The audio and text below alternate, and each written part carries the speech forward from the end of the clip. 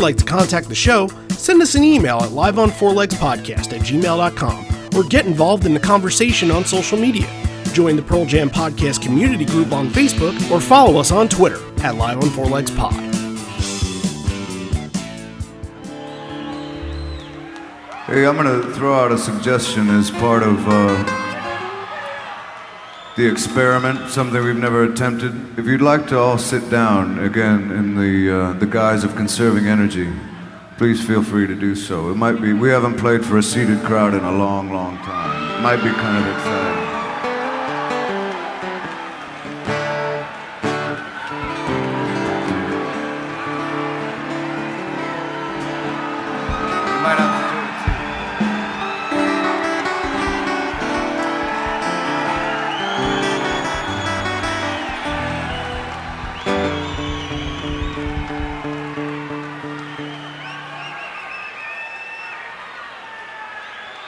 There's not going to be an acoustic version of Blood or anything like that, so feel free to sit down. And away we go. You're listening to Live on Four Legs, the live Pearl Jam podcast experience, featuring Mr. Stone Gossard.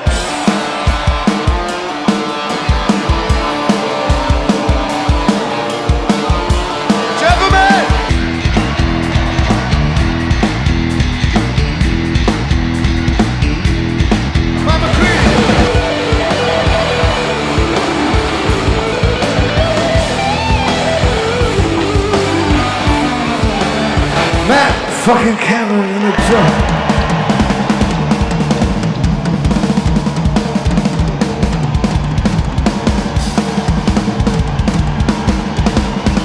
Mr. Boom Gasper!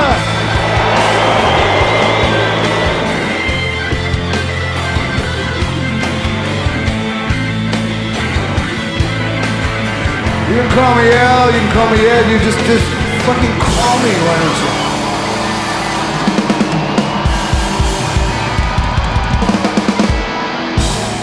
Hey everybody, now welcome to Live on Four Legs, a definitive live Pearl Jam podcast, and today is the final episode in the Mansfield Experiment trilogy series that we've been doing the last couple weeks, and boy, it's been so much fun going back to these shows and just kind of seeing how the band structured and worked with these songs and see what they held off for certain moments, see what they held off for the big show, which we're talking about today, night 3.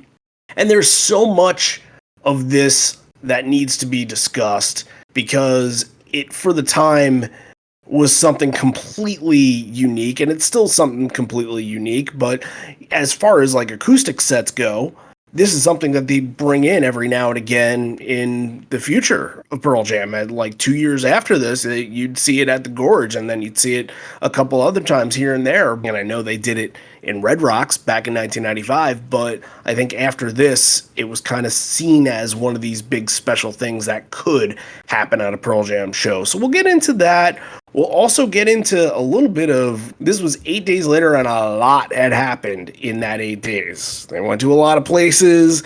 They made for a lot of amazing moments yet again. It's just what they did in 2003 and what they do normally.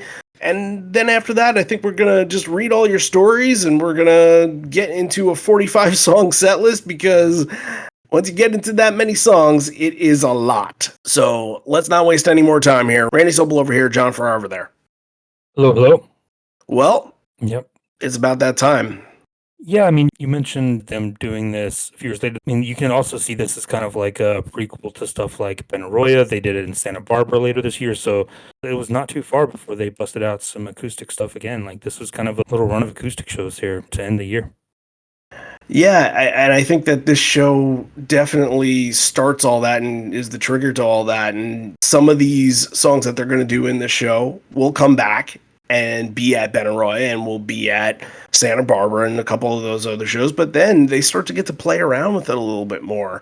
And even to what we know that happened last year, where the 4 or 5 song opener set essentially was all acoustic sit-down stuff. Like, I don't think you even get them thinking about it without the Mansfield show. And again, I know that Red Rocks was kind of its own thing in its own time, but I still think that everything after this revolves around what happens here. Yeah, Red Rocks was definitely more of a one-off thing. They didn't follow that up with anything like immediately after, like they did with this one. Like you saw two later in the year, and then like you said, on and on to 2005 and up to last year. So this is kind of an important show. It's kind of the understatement of the day, but this is one that a lot of people have been waiting on, and it's going to be fun to go through. And before we get into the whole entire set list, like this is not the only important thing that happened this week in Pearl Jam touring. Now, once you follow up those Mansfield shows on the 2nd and the 3rd, they head on over to Camden, and they do 2 shows at Camden on the 5th and on the 6th.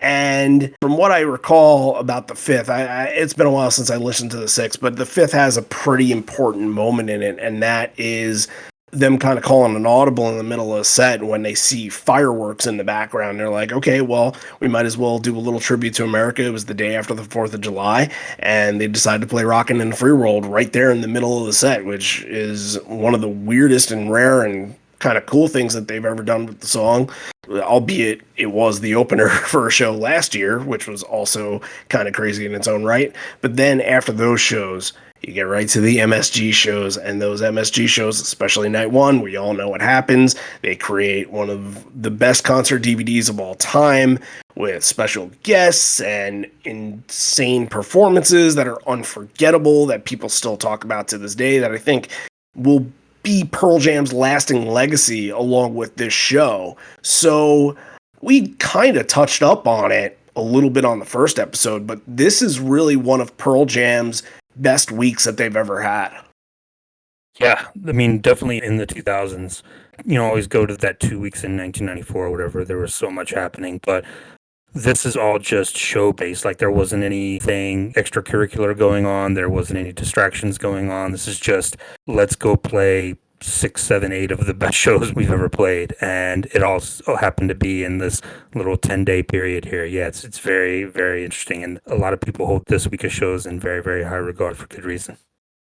Yeah, and now kind of dig into the experiment a little bit, and we're going to tell stories in just 2 seconds or so. But Ed says in the first show, he says that they have around like 100 songs that they got to get to. And when you look at the first 2 nights, I believe total of those 2 shows was a little less than 60. I think it was like 58 or 59, something around those lines. So when you're thinking about that and you're thinking about what they could do and how much they could do in Mansfield, it sort of gets on your mind like, okay, if they go on at 9 and have to go on at 11, this isn't gonna work.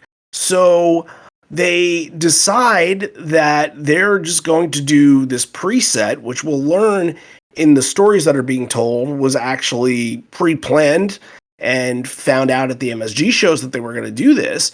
And they do the acoustic set that started, I believe, at 5:30 in the afternoon, which is kind of like unprecedented in a way, because I don't remember the last time they ever did a set at 5:30. The afternoon thing is interesting. Like, yes, I remember there being some doubt as to whether they were going to be able to pull this off. And then you hear that, like, okay, they're going to come out before Sleater Kinney and play a set, going to be acoustic, like everybody show up early. But why don't they do this more? Like, why can't Pearl Jam go play it at 5 o'clock, 6 o'clock? I would love to go see Pearl Jam in the afternoon. Like, that would be incredible. I know it won't happen because that's just not the way things are done, but I would love to go see them at like 1 o'clock in the afternoon on a Saturday. That would be incredible. Yeah, Pearl Jam in the sunlight. Yeah. And I know that this show was sort of overcast while the other 2 shows were apparently like beautiful weather for early summer. This one had rained earlier in the day, so it wasn't like the picturesque view of what you want an outdoor concert at 5 o'clock in the afternoon being, but I would love to see that too. I really would love to see that too. It'd be easier on his voice, like not having to wait until 9, 10 o'clock to play. Like, yeah, get in there early. Yeah. Matinee shows, let's do it. I like that idea. I like that idea. Yeah. All right, well, let's get into some of you guys' stories a little bit. If you submitted one and it didn't get told on the first 2 episodes, well, you don't have to wait too long. And the first one we're going to tell is from our good buddy the founder, the developer of livefootsteps.org, one of the great things that makes this podcast sound smart, helps us out with all those little statistics and all that. And Dave has done a tremendous job. Look out for some cool things that Dave and I will be presenting very, very soon, I hope. But this was Dave's first show, so let's get to talking about it a little bit. Back in 2003, the Tweeter Center, aka Great Woods, was my favorite venue where my brother and I attended shows for other bands. We also loved tailgating before the shows, and then sometimes after the shows while waiting out the traffic. Before this show, we weren't big into the Pearl Jam forums at the time, and smartphones weren't a thing yet, so we were taken a bit by surprise by the acoustic set.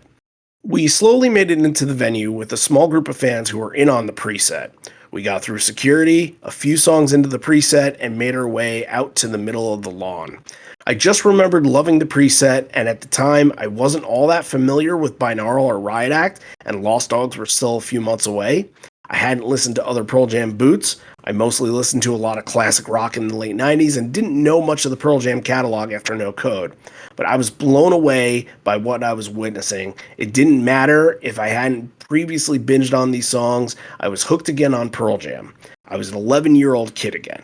I vowed then that at any time they toured New England, we'd get tickets.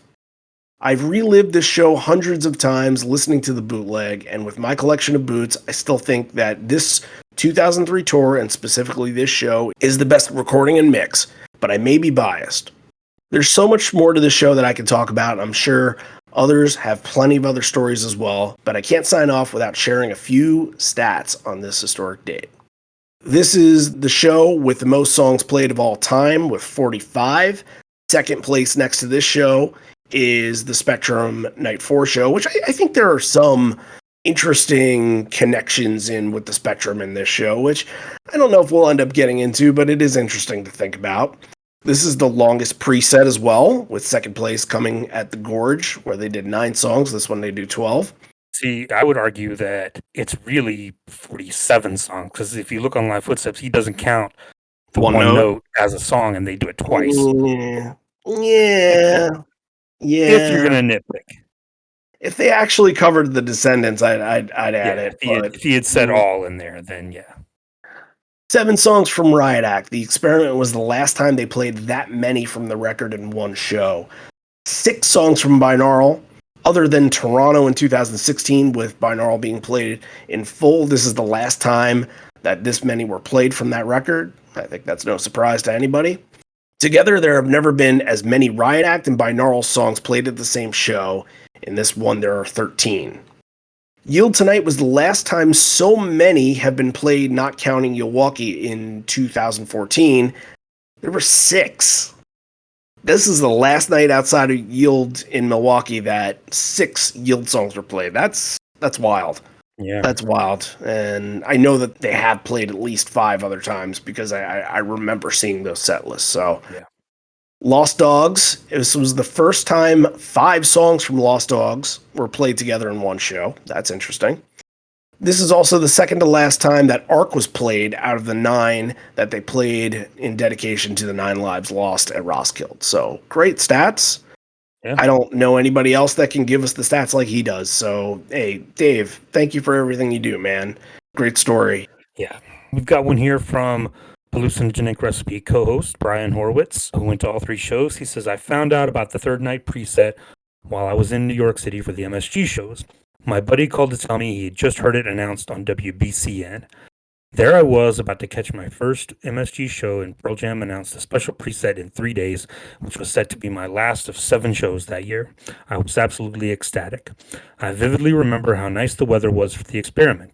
We got to our seats nice and early, and when Pearl Jam came on for the acoustic set, I swear the place was like a third full. It started to fill in as the set progressed, of course, and between the weather, the sparse crowd, and our great seats upgrades the day of, the preset was just stunning. Thanks, Brian.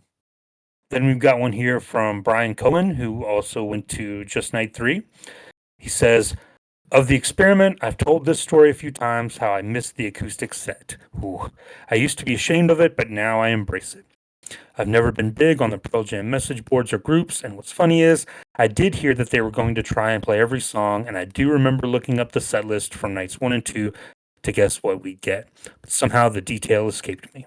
I was going up I-295 just outside of Providence when my buddy who was already there called to tell me they were on stage and I needed to get there as soon as possible. I was freaking out. Pearl Jam had been one of my favorite bands since 1992, and this was my first time seeing them. I was 12 then, and now 23, missing my favorite.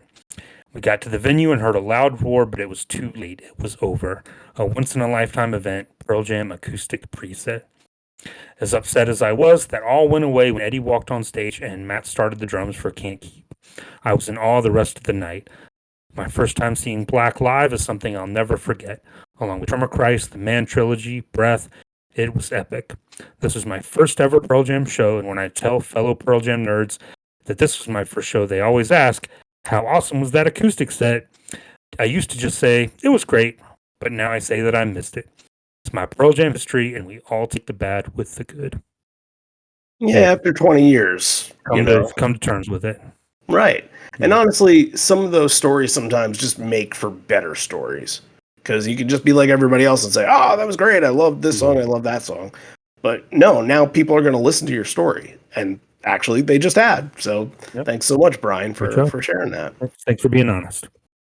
All right, I'm going to do one. This is Greg Burns Mickelson. If you remember that name, he requested an episode earlier this year that kind of kicked off the whole 2003 run for us. So this is going full circle a little bit because we did a show from early in that Australian tour out of Sydney, which is where Greg is from. And we did his request on that. And then he ended up going to the States. I believe he went to the MSG show, which I'll talk about here. And he went to this one too. So here's Greg's story. This will be interesting, coming all the way from Australia for this. As told earlier this year, I attended all 3 Sydney shows in February and then threatened to travel to Japan in a vain attempt to meet the band. Sanity prevailed momentarily. I followed the setlist threads for the Japan tour and the first US leg on the official forums, and knew that if I wanted to see deeper cuts and more lively crowds, I would have to travel. The groundswell for the MSG shows was too hard to ignore.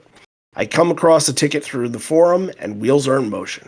I booked tickets to Foo Fighters in Boston on the 5th, and I've got MSG Night 1 ticket and bought a ticket for Night 3 in Mansfield. I flew from Sydney to Los Angeles to New York, and up to Boston, which accumulates to 26 hours of travel time. On the 4th of July, I could hear the Boston Pops fireworks, but I couldn't muster the energy to get out there. My first stop was to see the Foo Fighters at Fleet Pavilion on the 5th, supported by Pete Yorn, who I was sure would never tour Australia, then down to MSG for Night 1.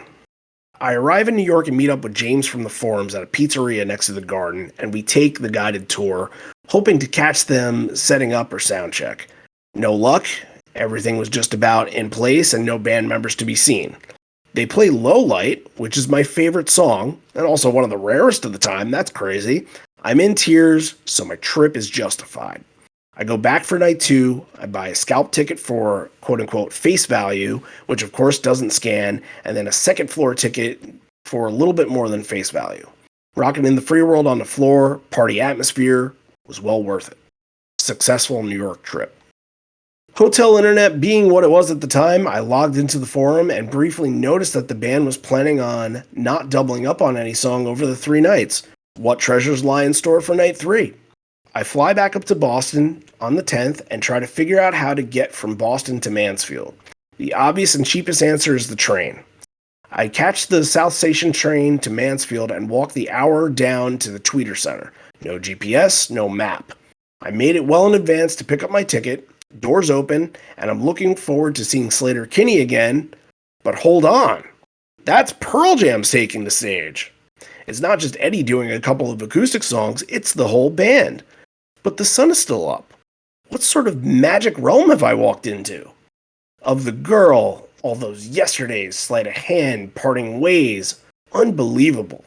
Slater Kinney rocked, and I had picked up One Beat, which is a Slater Kinney record, while I was in New York. Pearl Jam came back on, Breaker Fall, Nothing As It Seems, one of my other all-time favorites, The Man Trilogy, Blood, Encore Break, Just Let Me Breathe. Nope, we got Breath, Habit, Mankind, You, Yes, please. This night is unreal. Then Eddie comes out alone for Encore 2 and starts singing Arc. All the air is sucked out of me as layers of Eddie's voice fill the amphitheater. The meaning of the song and being in the audience for one of the 9 performances will never be lost on me. The rest of the night is a blur until the show ends and I'm in the car park, thumbing my way back to Boston. Tour buses roll out, cars pile out, nothing. I'll do this one myself.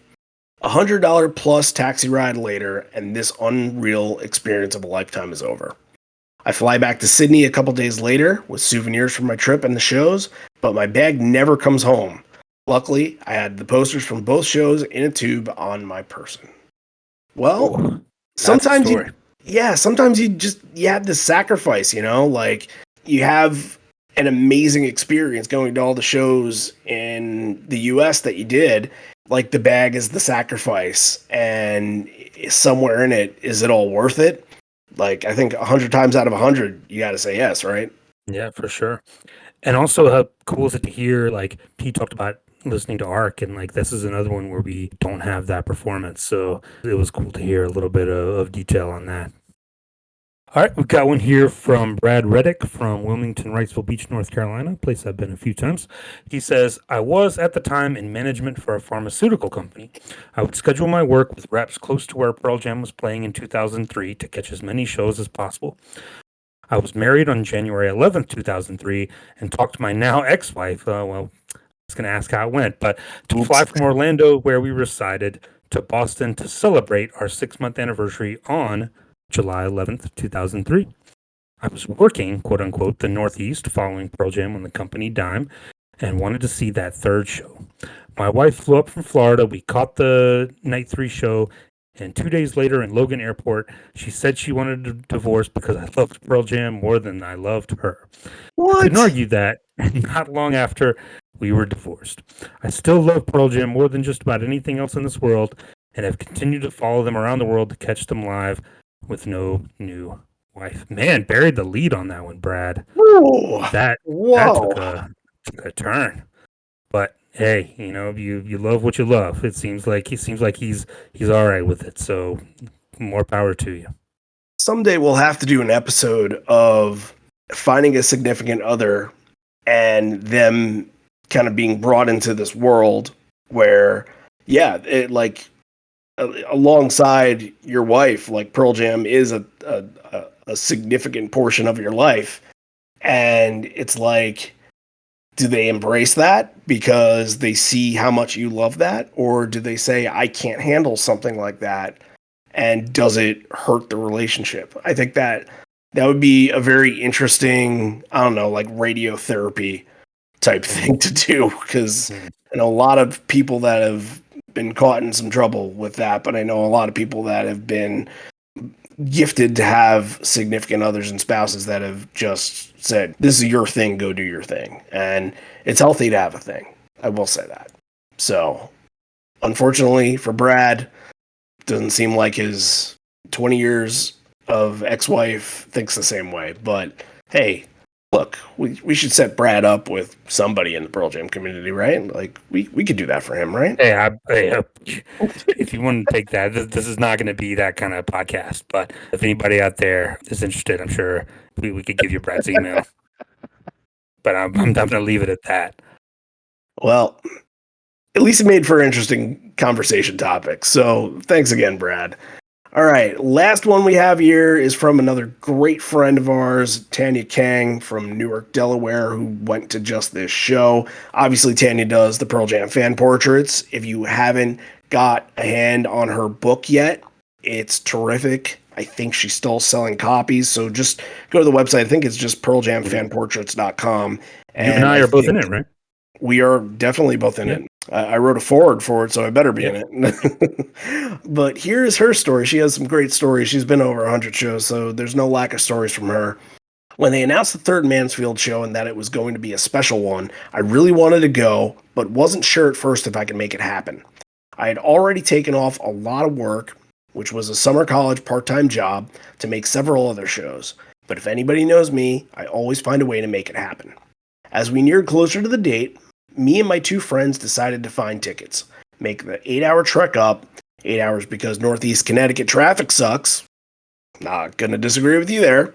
And drive back home right after the shows. Something I could do in my 20s, not now in my 40s. Anyway, we each found individual tickets on Ticketmaster. My seat was far back, but I was in. We drove up and we got to the venue around 2:30. I hung out at the box office for a while waiting for ticket drops and hoping to upgrade my seat. It was a waste of time. The band was starting their early acoustic set and I didn't drive all the way up here to miss that. The opening set was amazing, magical, blissful, indescribable. Even with a crappy seat and the people around me having no idea what was going on, I felt so incredibly lucky to be there and witness what felt like a once-in-a-lifetime set. So many rare songs that rarely get played, even to this day. After the opening set, Sleater-Kinney did their set too and just made me love the night even more. They had easily and quickly become one of my favorite bands from seeing them open for Pearl Jam on that tour. Getting to the main set, that start, Can't Keep, then two of my favorite songs back to back, Breakerful and Brain of J. I rarely see that anymore. The Man trilogy, Arc was absolutely beautiful. They were pulling out all the stops. We drove home with our hearts full, crossing over the bridge from New Jersey into Delaware and seeing the sunrise. This was living life for me. Hitting the road, seeing bands do special shows like this. When Pearl Jam wants to make a show special, they know how to do it. Absolutely well said. I think we are all here because we anticipate that happening, and we respect the fact that they can do it so often. So, great stories, everybody. Thank you all so much for sharing all. That was fantastic. Yeah, this is exactly what we were going for when we wanted to cover it when we did. Because if we wanted to cover it just to cover it, we could have covered it in maybe the second month of us doing shows because it was requested going all the way back from day one. And I always kind of said, well, that's important. We're not going to do it right away. We're going to hold it off for a little bit. And I guess episode 239 through 241 was the perfect time to do it. So just thank you for everybody for throwing in your stories and being a part of this little experience that we enjoyed so much. Well, there is a big set list to get to, but before we do, I think we need to hear from Javier because that acoustic set list, it's 12 songs. Nearly all of them are major talking points at the show. What we're going to do here is let him do almost the overture of this show and kind of go over a little bit of the pieces that happened and the sound that created some of these songs that they're playing, from Long Road to All or None to all those yesterdays and everything in between. And he's going to talk about a lot of them. This is going to be very interesting. So let's hear Javier take it away, and then we'll get back and talk about all these same songs ourselves. Hey, Randy. Hey, John. Hey, everyone on the podcast. So, the final night of the experiment. And I'm very excited to talk about this because it's kind of rare that you can find an entire acoustic set, even as a preset, and it's not even part of the main set. So, a lot of interesting things to talk about specifically for this show. So, Pearl Jam has been well known to use Taylor guitars as their main acoustic guitar choice. Later on, you can see Ed using more Martins, 0018s, D18s, Gibson J150, or the J500, I think it is, the ones that sometimes he will use for his own stuff. Mike, Taylor guitars as well, Gibson Hummingbirds, and Stone is the one who has been using Taylor guitars consistently over more than 25 years plus of career that Pearl Jam has been playing. Just a little side note though, I know that we have talked about that Gretsch guitar that Stone was using a lot around that time, the one that he uses for Black, but actually it is not a Gretsch. It is a National Resonator guitar, Duval Pro, Dove Pro neck P90, that it has a P90 on the neck. So just a little clarification with that one, but we can continue to call it Gretsch guitar and that will be fine. So it's very cool to hear that the acoustic set is very percussive. It sounds like sometimes the instruments sound like arps, like they're not even like an acoustic guitar, and it's because of the choice of the EQ that they decided to go for, just to take all the brightness away and make the sound very, very mellow and very more friendly and approachable for the audience. Another really cool thing, for example, in a song like All or None, is that we know that Boom is going to be using that B3, right? We know him for that. But in this case, he's using a piano that has been set up for this occasion, and something that you can see also in a few recordings at the Benaroya Hall show, that is sounds more like a Fender Rhodes piano. This is going to sound a little bit more bluesy. It's going to have a little bit more kind of like, it makes the song move a little bit more. You feel like you have more air in the back, which I think is a great add for a song like All or None. And then it complements so well, like the weird tuning that the guitar has, the cable the Stone is using, and Mike is using that Chet Atkins Gretsch, the orange one that he was picking for around that time. Really cool, slow univibe in the back as well. I think it's a wonderful combo that they should use a little more often. But I just wanted to start the conversation this week for all of you guys related to this. It's a very unique occasion, and especially when you are not repeating or trying to not to repeat any songs on your set. But we wanted to kick off with the acoustic set and have like a really good foundation to continue throughout the show. All right. Well, that was a big one to kick us off. So many good talking points, so many good songs to talk about. And really, we could be sitting here, and after every single song, we could hear a 2 to 3 minute bite from Javier. But this was the way to do it. Just tee us up, and we'll follow up everything that we can afterwards. Very good stuff. Thank you so much, Javier. And yeah, nice to hear him talking about some acoustic stuff instead of the normal, like, Sure. what kind of pedals and what kind of guitars. And like, it's kind of a different feel. So that was very cool. That's right. Yep. All right. Well, let's get into the show ourselves. There's a buzz that fills the air, and Ed's going to address it right off the bat. All right, the advice we give to you is the advice we give to ourselves. Let's pace ourselves. It's going to be a long night.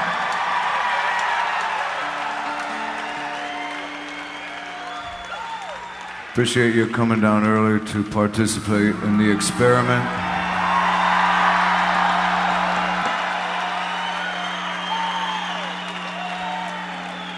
And after we play this bit here, you're going to have the profound experience of getting to witness Slater Kinney play in between.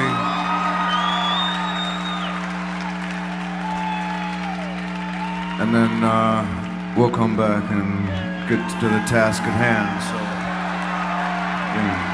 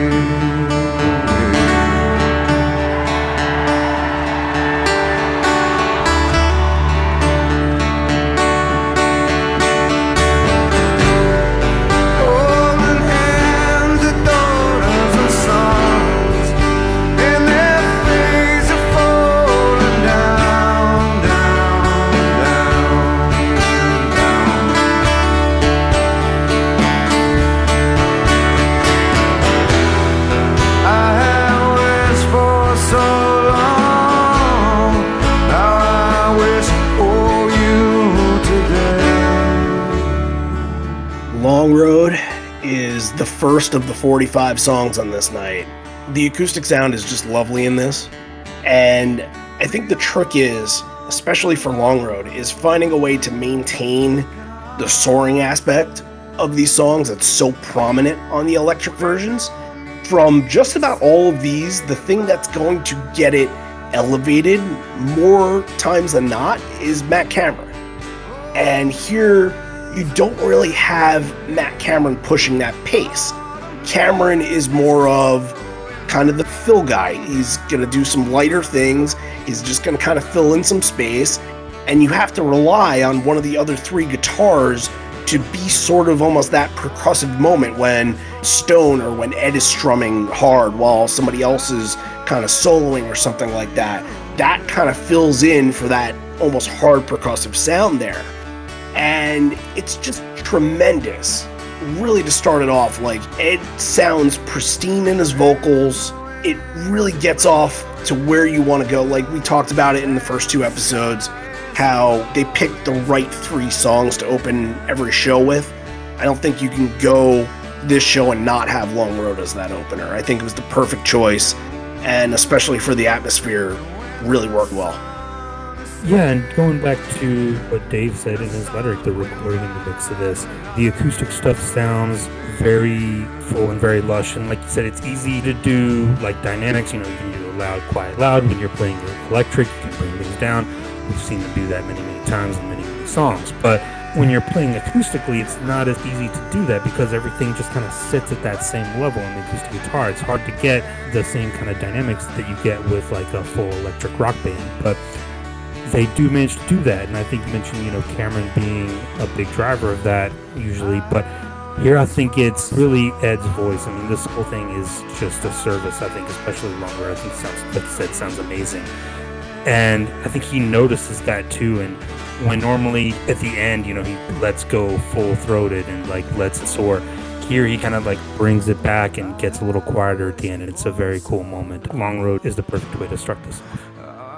What's great about all this is, though, yes, it's an easier listening setting and it's a different setting, it still gives you that Pearl Jam edge that defines these songs. I think that's probably the best thing that you could say about this set. Of the Girl follows up, another one just kind of like Long Road, that electric has a lot of these moments where they become either soaring moments, or in this is a heavy soloing kind of song. And Mike has to readjust almost in the same way that he readjusts for stuff like the Alive and State of Love and Trust solo on Unplugged. He's going to do a much more simplified version.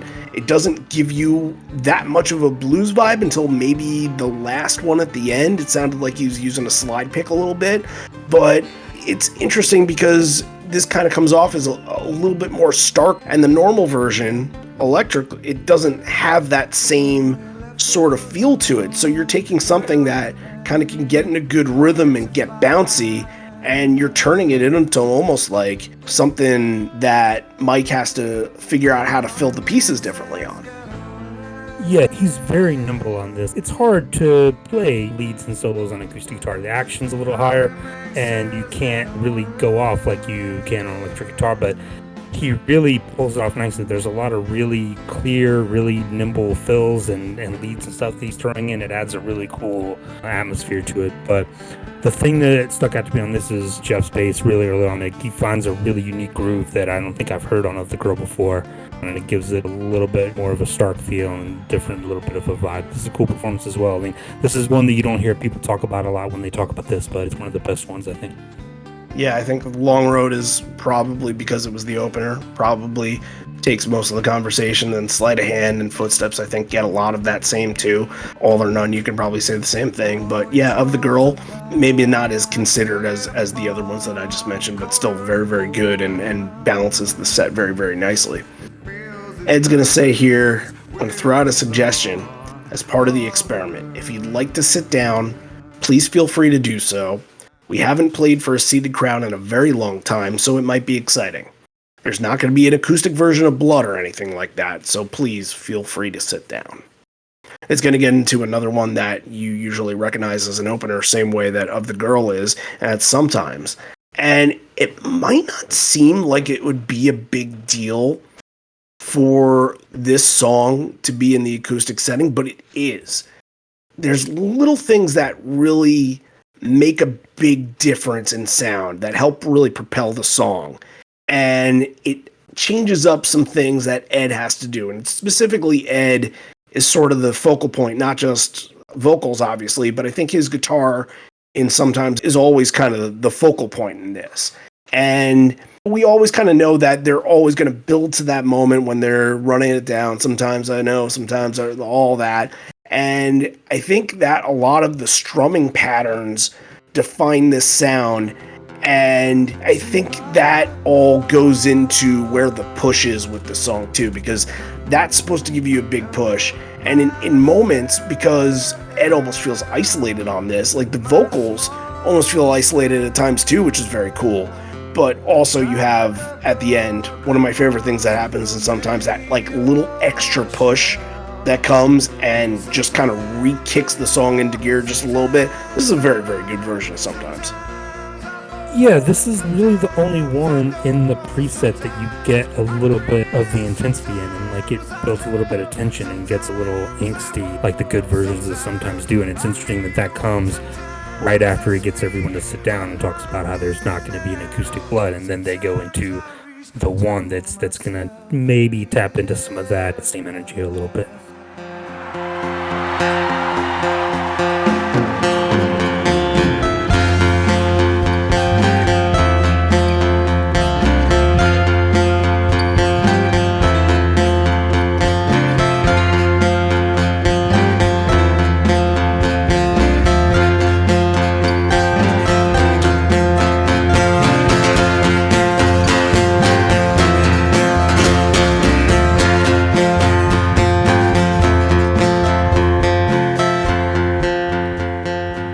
Following up, we have another from the No Code record, and I feel like this song was written to be played in this setting specifically.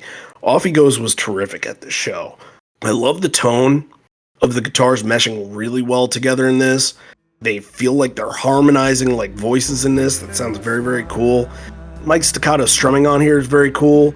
It's not usually utilized within like very folky renditions, but here the staccato strumming is not like a folky type thing that you would hear in folk songs, but here it kind of fits perfectly. I don't know how to really explain the balance of that, but somehow what he's doing is really working well. And I thought that Off He Goes even had a push at the end here too. Like it had a ton of character within its storytelling. I think this is a tremendous version, and maybe possibly one of my top 3 moments out of this set. 2 No Code out of the first 4. You can't go wrong with that. Yeah, I love Off He Goes. It's always going to be in my top 10 of Pearl Jam songs. And yeah, this is the perfect setting for it. I thought this was, again, an excellent version. Stone especially, I thought sounded excellent. Like just keeping that pace and keeping that rhythm of it going is excellent. Before his first step, he is off again.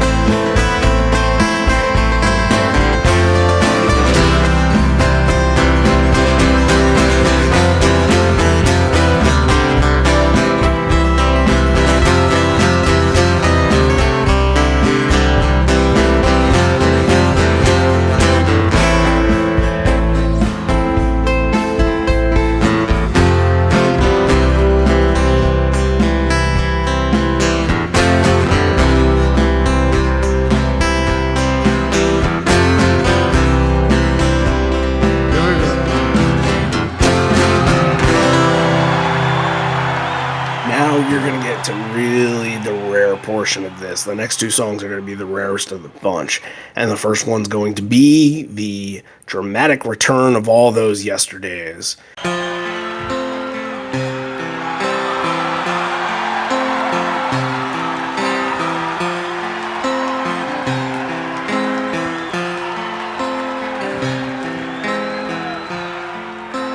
Don't you think you ought to rest?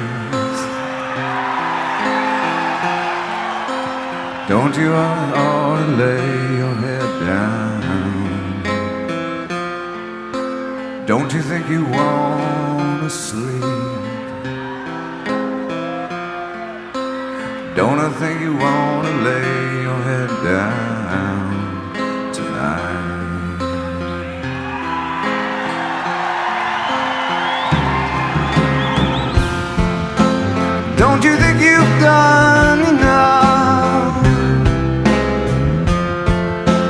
Don't you think you've got enough? Well, maybe.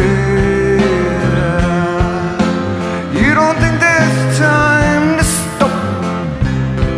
stop. There's time enough for you to lay your head down tonight. It's the first time you're getting it since October of 1998. That would be 156 shows. But it seems like this, at first for a while, wasn't destined to be a song for the Cameron era. And this experiment, overall, what it accomplishes is that these Yield songs were able to make triumphant returns and become a big part of the set list. Now, all those yesterdays didn't really become like an every night type song that Lowlight did, but it's utilizing set list now that it's not going to last a whole long time in between shows. It's going to get played at least like once or twice a year now. While only being played like, less than 25 times, around 25 times or so, it still has the sense of it feeling special and still has a little bit of that, like, okay, maybe we can expect it tonight. And I think that that's maybe the best thing for these Yield songs that do happen here. And then later they would get into Pile It a little more and get into Push Me, Pull Me, that had like a 2-year run where they played it a bit. And maybe it's just like them taking a chance with this rather than like No Way or something like that, hearing how it sounds and then being put in the situation where like, okay, well, all those yesterdays can be an option now. And it works for them. And I think that this has become a more popular song because of it. Well, that didn't really start until 2009, because this went away again for 6 years until Universal City 2009. And then it started to pop up. You'd get it once or twice a year. I think they played it once in 2022. But this is kind of the one-off thing in between 98 and 2009, which is really interesting that they would choose to do it at an acoustic set like this. But there is a really good crowd reaction to it. You can tell that the people that are there are the diehards that know this is a cool moment and a rare thing. And Ed's unsure on the lyrics for a moment. There's a little hesitation where he fumbles a little bit. That's going to happen a couple of times here. But yeah, something really, really special that after this, you would have to wait another 6 years to get. It doesn't feel like they really struggle after that flub. It sounds like, as opposed to some other songs that are in here, may have worked on this a lot more in order to be comfortable with it, because again, the familiarity, it had been 5 years since I played it. I'm sure that maybe outside of Stone that nobody else really had it down. Ed, like you said, had a little bit of hesitation really early in the song, but I thought it sounded great. Like, this is an example of them going out and seeing, all right, well, we need to play one of those rare songs, but we also need to make it work first. And look, we've seen moments before where they just pick up a song, they haven't played it in years, and it would be next to perfect. I felt like this was practiced a lot. Yeah, we don't have the sound checks going back to the July shows on this, so we don't know how often some of these things were practiced. But yeah, I agree. I think, they had worked this up, said they were going to play every song that they knew. So I think this was one of the ones that got thrown in there. Very, very cool. The next song is going to be equally, well, I shouldn't say equally, it's going to be more rare. It's going to be Driftin', and it's only been played 8 times. I believe this one was the 5th. Not one of my favorite live songs. I think the studio version, I don't say that often about Pearl Jam songs. I usually will direct myself to a live version as being the one to go to, but I like the studio version better than this. It feels a lot more kind of stompy and kind of has this like muddy, slower paced and tempo, and it really heightens the harmonica in it. I thought that those moments really work in the song, but once you get it live, it's a little bit too country sounding for me. It's like, this feels like a hybrid of what the actual song is and just a country song that sounds way too poppy. Not one of my favorite live songs at all. I love this little song, and probably because it's on that same record with Strangest Tribe. And I do want to clarify, there are 2 studio versions of this. I believe you're talking about the original Christmas single version, not the Lost Dogs version, which is a little more up-tempo, not as dark, not as cool as the original version. But I agree, I really like that version as well. Ed's voice sounds really unique on it. Yeah, I like Drifting. It's one of the forgotten ones, kind of. They haven't played it since Bridge School 2010, which has it up there on the lost list. So there's not really a big crowd push. Like, you don't see signs for Drifting at every show. So I doubt they'll play it again unless it was a really special occasion like this. But I always have a soft spot for this little song. I really like it. I'd like to hear it someday. Well, now we're getting the second of 4 binaural songs that are going to be used in this acoustic set, and that's going to be Thin Air. I don't have too much on Thin Air. I think that maybe out of all these songs, it translates so well that you're not able to spot the differences between what a normal performance of this is and what this version is. It's just a little bit more electric, but it still has that warmth to it. Like, it's not a definitive electric song of theirs. Yeah, I think there was a little moment on this. I didn't do. There was a tiny little flub on Drifting, which again I'm not gonna nitpick about. But there's a little one in Thin Air too. You can tell these are the ones that were a little rustier. Maybe they didn't have a chance to practice as much as the other ones. And the setting too could be a little unique. I'm gonna give them a break on it. But again, the story is binaural and Riot Act. We talked about it. You had pointed out that those are the 2 records that got played in full over the 2 nights. So they definitely wanted to squeeze in some of those here. And then we're going to go to its brethren from the same record afterwards, and I think it's a completely different story because Sleight of Hand is something that is so definitively electric sounding. And to that note, it's one that's in the set. There's going to be another one that's coming up too that you do need Mike's electric sound for. You do need him to use a pedal on this song. So while you're staying true to the sit-down aspect of it, Mike, for this one and for All or None, he's bringing an electric guitar into this and adding in that extra factor, which barely got done at Bridge School. I believe in some of the later versions of Bridge School, he started doing that a little bit more, but it makes for an interesting and a really nice-sounding version of Sleight of Hand. Routine was the thing. He'd wake up, wash and pour himself in the uniform. Something he hadn't imagined being. As the merging traffic passed, he found himself staring down at his own hands, not remembering the change, not recalling the plan. Was it? Oh, he was okay.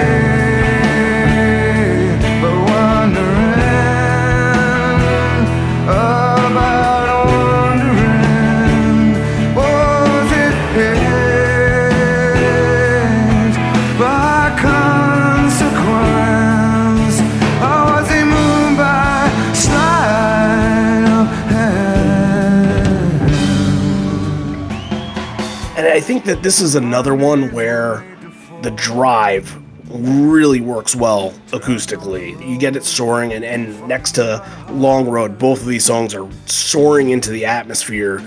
Ed's vocals at times in this sound angelic on it, and you really get to feel every word and every story of the song when it's kind of opened up like this.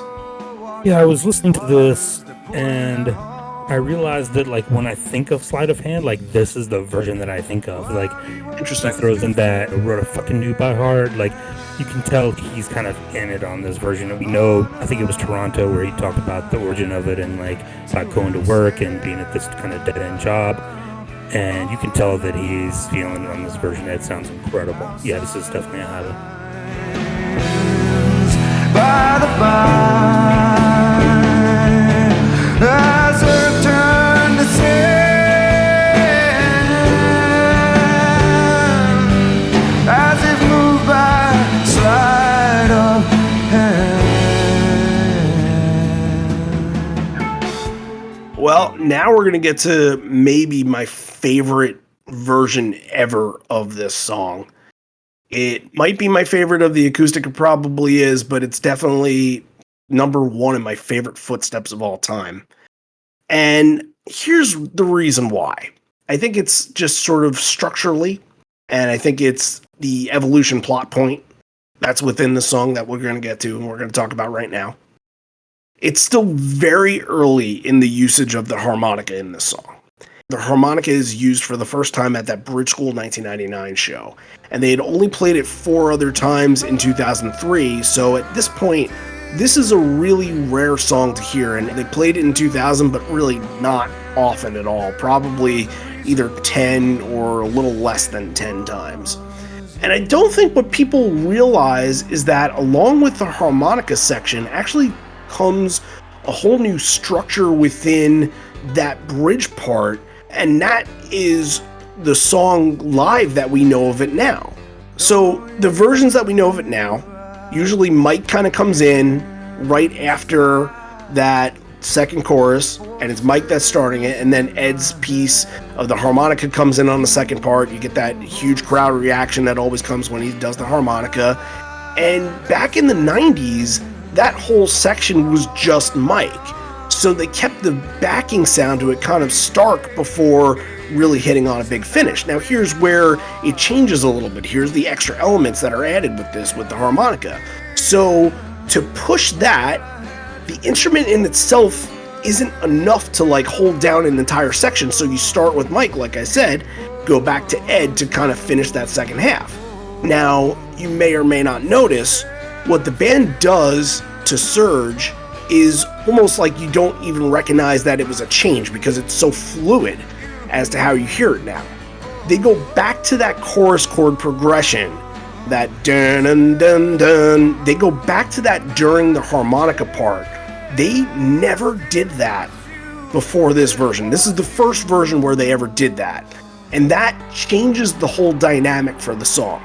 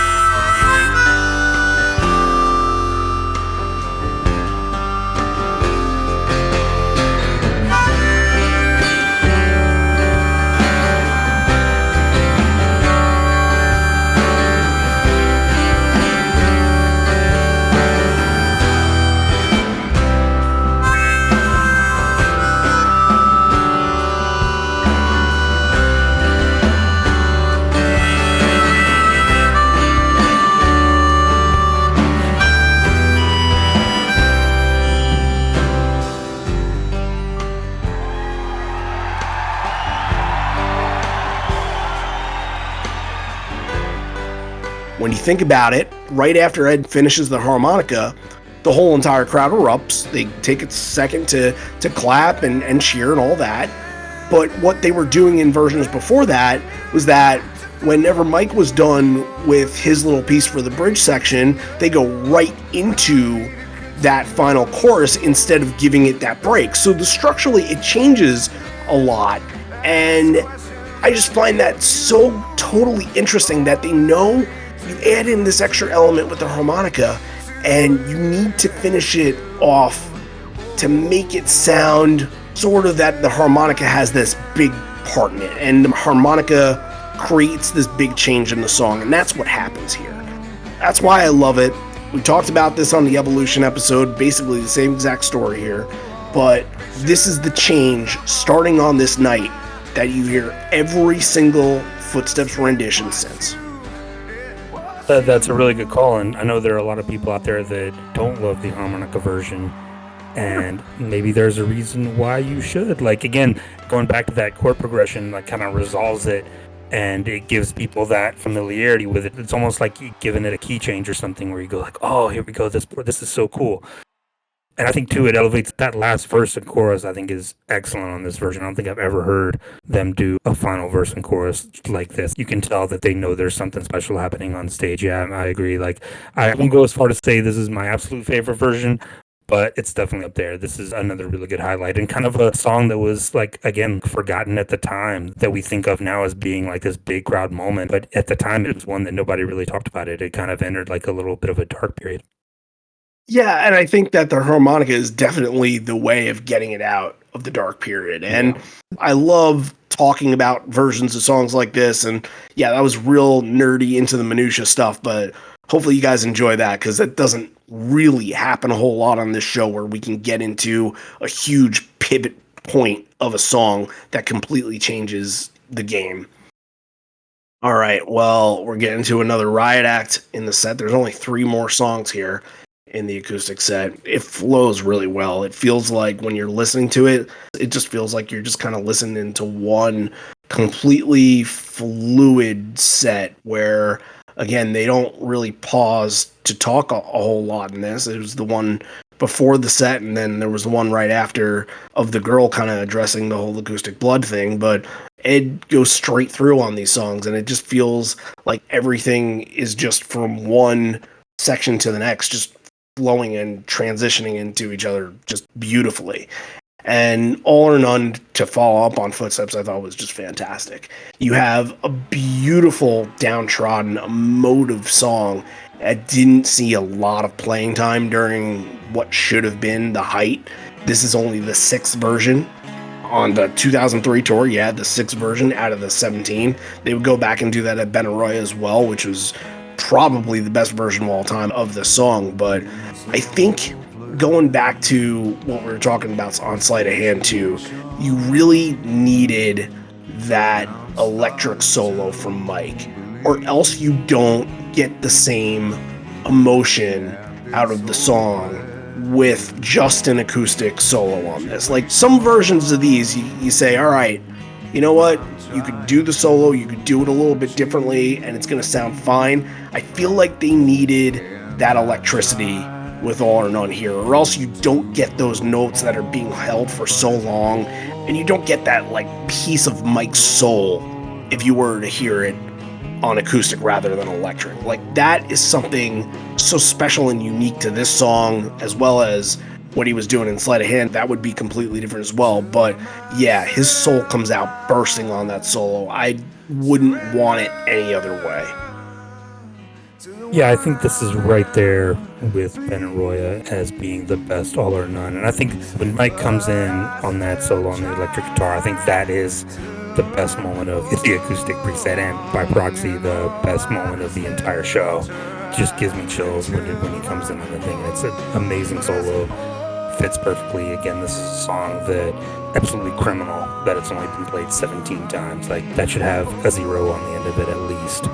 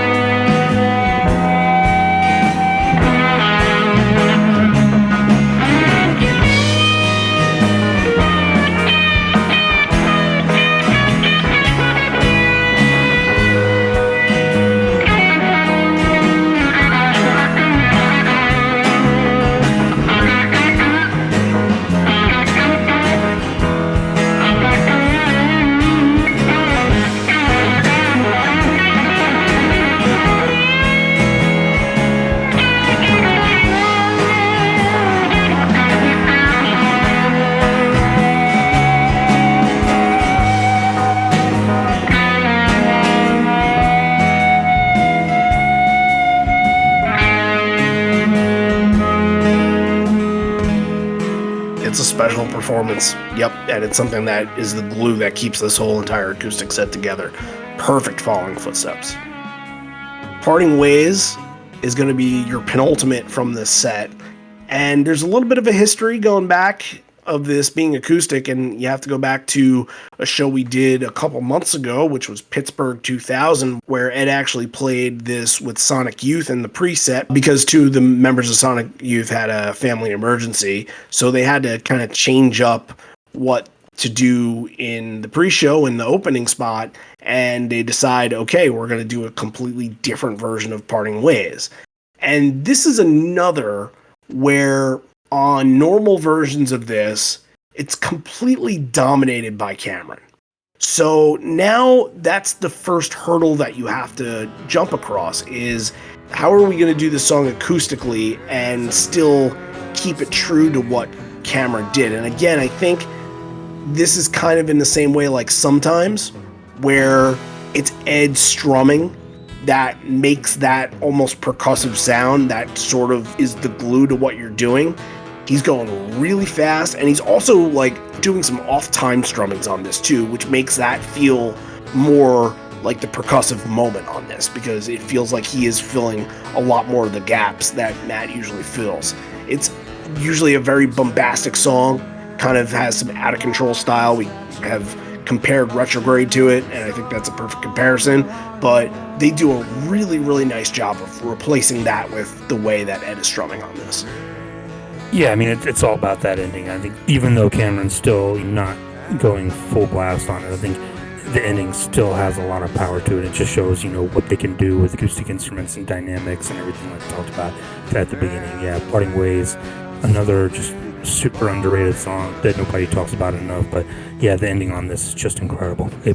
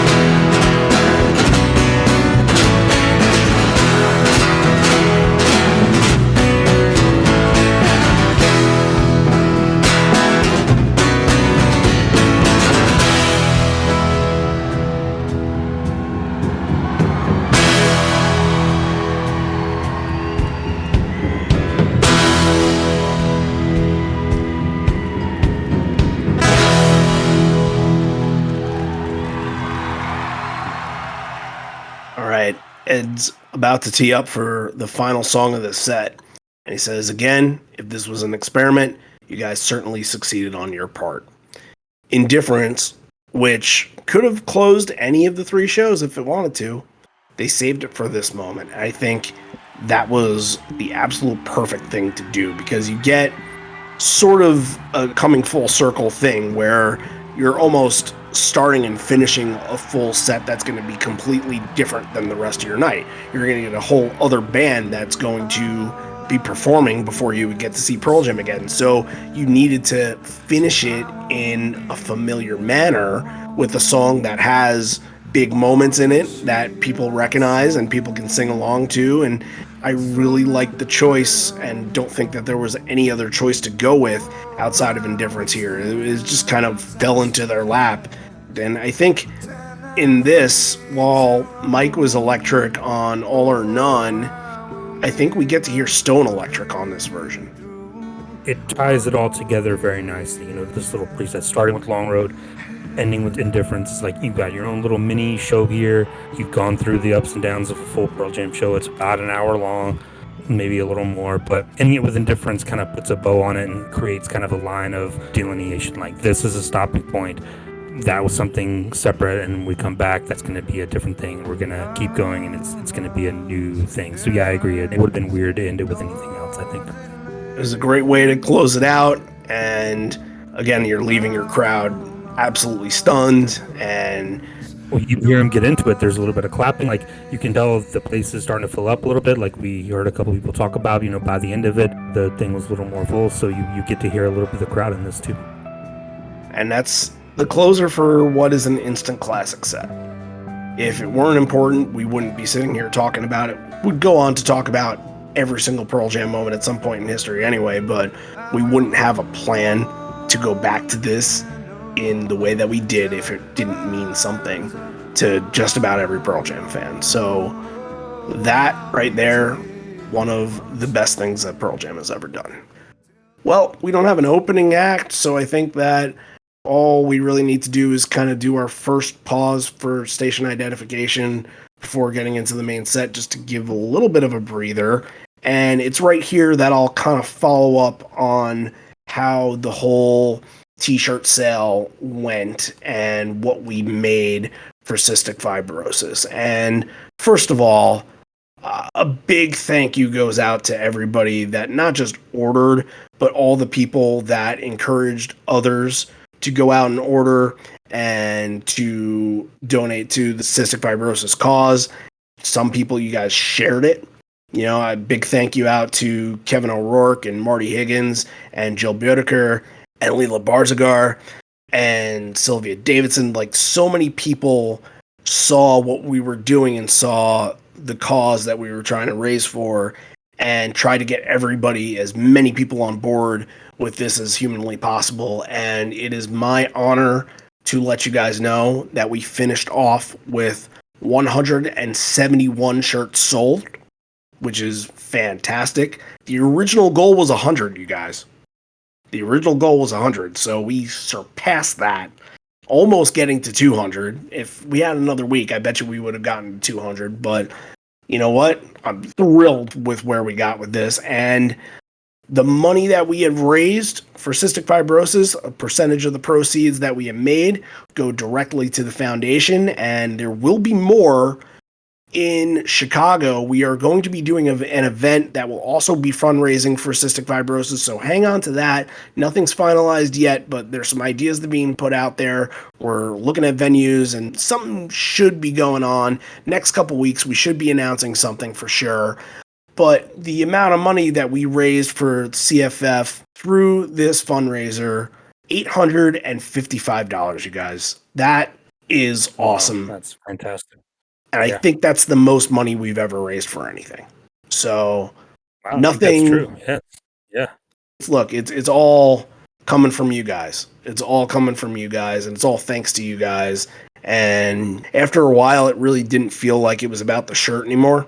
It felt like it was about what could we do? How much could we raise for them? How much research can we put into this? And obviously, for so many people, they were so committed to this because of Sean Sullivan, who was a great friend to so many in this community, who passed away last year from cystic fibrosis and challenges that he faced through that. So it's just one of these things where the community can come together and you can see people being a part of it. And yeah, that's one of the things I love about this community the most, is that when someone or something needs the help and needs the attention, people come in full force.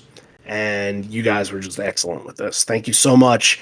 And just a reminder to you all that you can expect shipping to begin on August 1st or the first week of August. That's when we should be getting things squared away, and it should be going to you, and you should be getting it delivered before the shows start in St. Paul. So I'm going to guarantee that, at least for the U.S. crowd. I know we had some other people internationally that are getting shipped to.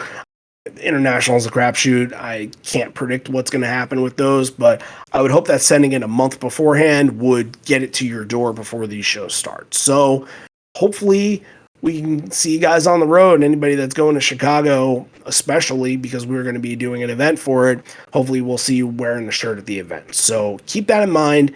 And again, big thank you to everybody for helping out. Just a wonderful cause here. Amazing response. Well done, everybody. All right. Well, back to the rock, I suppose. Main set. Now, as we have said, it's going to be 45 songs. So we're going to work through this whole thing. It's going to be a big main set, and we're going to work through 2 encores, technically 3 encores as well. So we're just going to bang a lot of these out.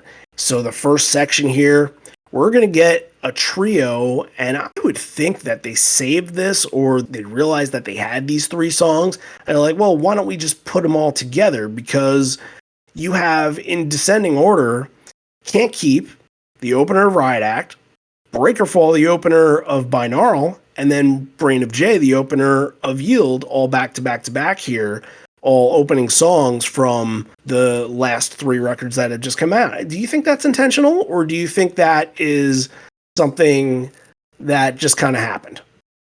Knowing how Ed runs things, I'd probably say it's intentional. I mean, they're trying to make a point of like separating from the preset. I think like opener, like this is a different thing, giving it a different vibe.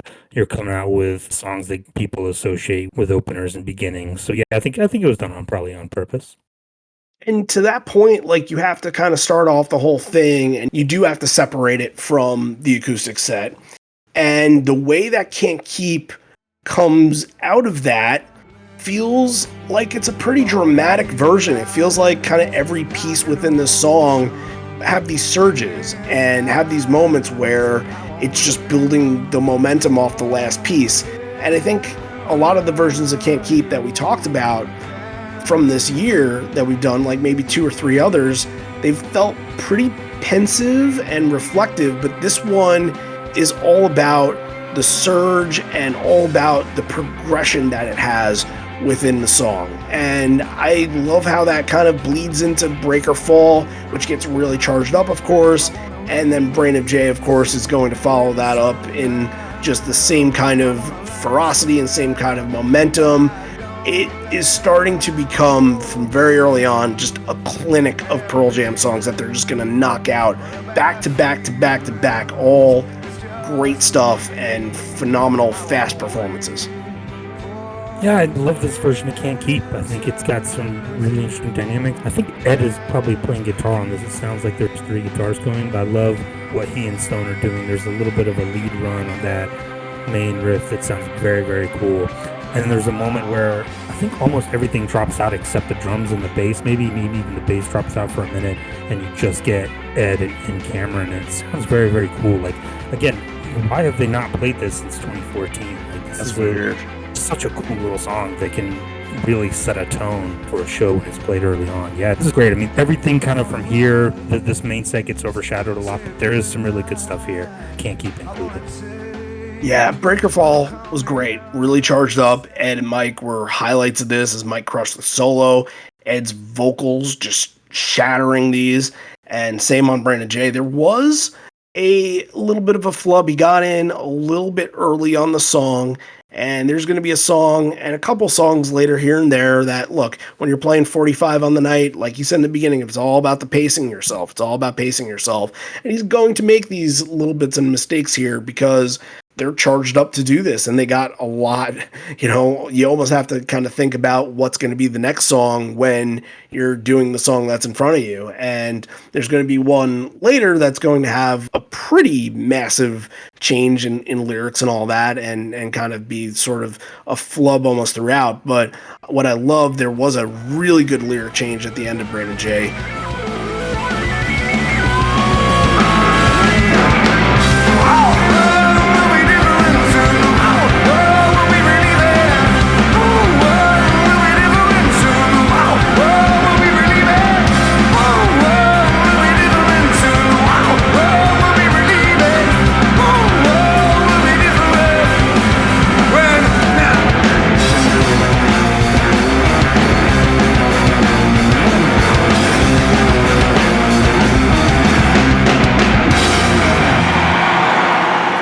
Spin a Black Circle, Ghost, Green Disease.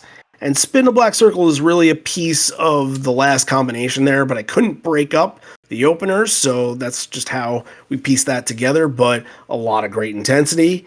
It caps off that little bit, and then transitioning into something like Ghost, which is still pretty upbeat, but it just feels like almost a slight redirection into just a different style of song, but it doesn't feel like momentum is changing at any point. it still feels like it's going at this like very steady and fluid pace going on here. And, when Ghost, it's much faster than the usual version. I think a lot of these versions of this early in the main set is kind of, in a way, sort of like 2013, where they would play a ton of songs in the main set. And a lot of those very early ones, Mind Your Manners and the Corduroy, they would all feel like they're being played extra fast just to get all the songs in and to be cognizant of their time a little bit. I saw that in Ghost. Green Disease, I think it's feeding off all the good momentum as well and taking a little bit of where Ghost was paced and, fulfilling the obligation of just getting a lot of this quick stuff in and spicing it up and making this a more progressive show in that facet. Probably got more people excited and fired up about this while the set's happening. Yeah, I see this first part as kind of a reaction to the preset as well. Like, imagine them coming off and having to go sit for an hour and a half or whatever it was while, Sleater-Kinney was going on and having to sit there watching like, oh, can't wait to get back out there, can't wait to get back out there. And just coming out with this just ripping first 6 songs to get into it. Yeah, I think that added a lot to it, wanting to get out there and just let loose and rock out, for lack of a better term. They got a lot to fulfill the obligation here, so everything is going to feel like it's crammed in these big spots, and it all really works within this set. Tremor Christ and Given a Fly are going to be back-to-back before you get Ed to speak a little bit, and I love Tremor Christ on this show, and it had not been played at all on this US run. It had been played in Australia. That was February of 2003, and it's really proof that this tour was a long one. 61 shows in between that point where they played in Australia and night 3 here. This version, though, I think it's just the runs off of Jeff's bass line here and how vibrant and bouncy it is. That gave the song its defining character. And there's a little bit of an extension at the end, too. It's kind of small, but you notice that Ed doesn't come right away with the lyrics at the end. They just kind of extend it just a little bit. I wonder if that was just Ed missing a cue or him just kind of milking in the moment. Whatever it was a nice little touch. I like that. And then Given a Fly, it feels like it could have been more of a crowd participation song, but I don't think those kind of versions are here just yet. It might need 1 or 2 more years going into 2006 or so, but it's an obvious play for night 3. Tremor Christ, I think, is cool because it just teeters on the edge of falling apart. Like, it goes right up to that point where, like, you think, like, okay, are they going to be able to get through it? And it walks right up to that line and then doesn't cross over. Like, it still sounds great. They still get through it. And like I said, Jeff is incredible on it. But it's got that quality of being just on the verge of falling apart that makes it a really interesting listen. And yeah, I was transfixed the whole time. One of the highlights of the show.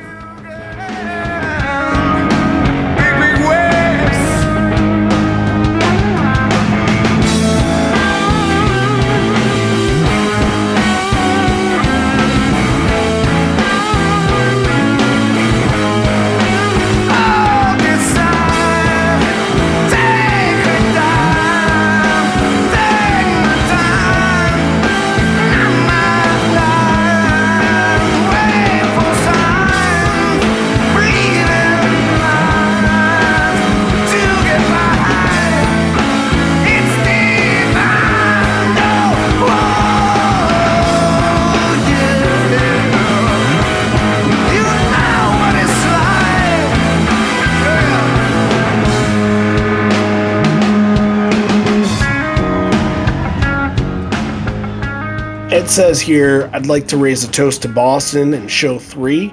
We got some songs to get through here tonight, and as you do, you save the best for last. This one could have been played in the first set, but we saved it for this one, and that's Nothing As It Seems, which is going to run right into Crop Duster, which is going to run right into Faithful, which will have a little something extra from Javier on. But what do you think about this little section here? What really drew your interest?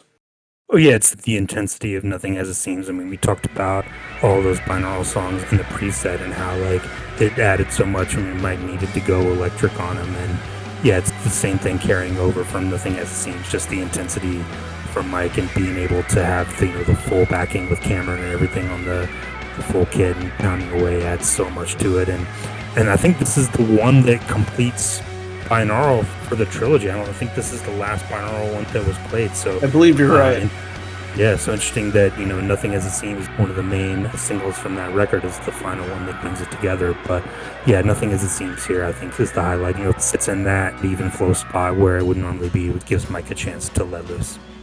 Yeah, I fully agree with you about Cameron. He's just pounding the shit out of this, and that's what is making that solo soar a little bit more than usual, is just Cameron's backbone on it.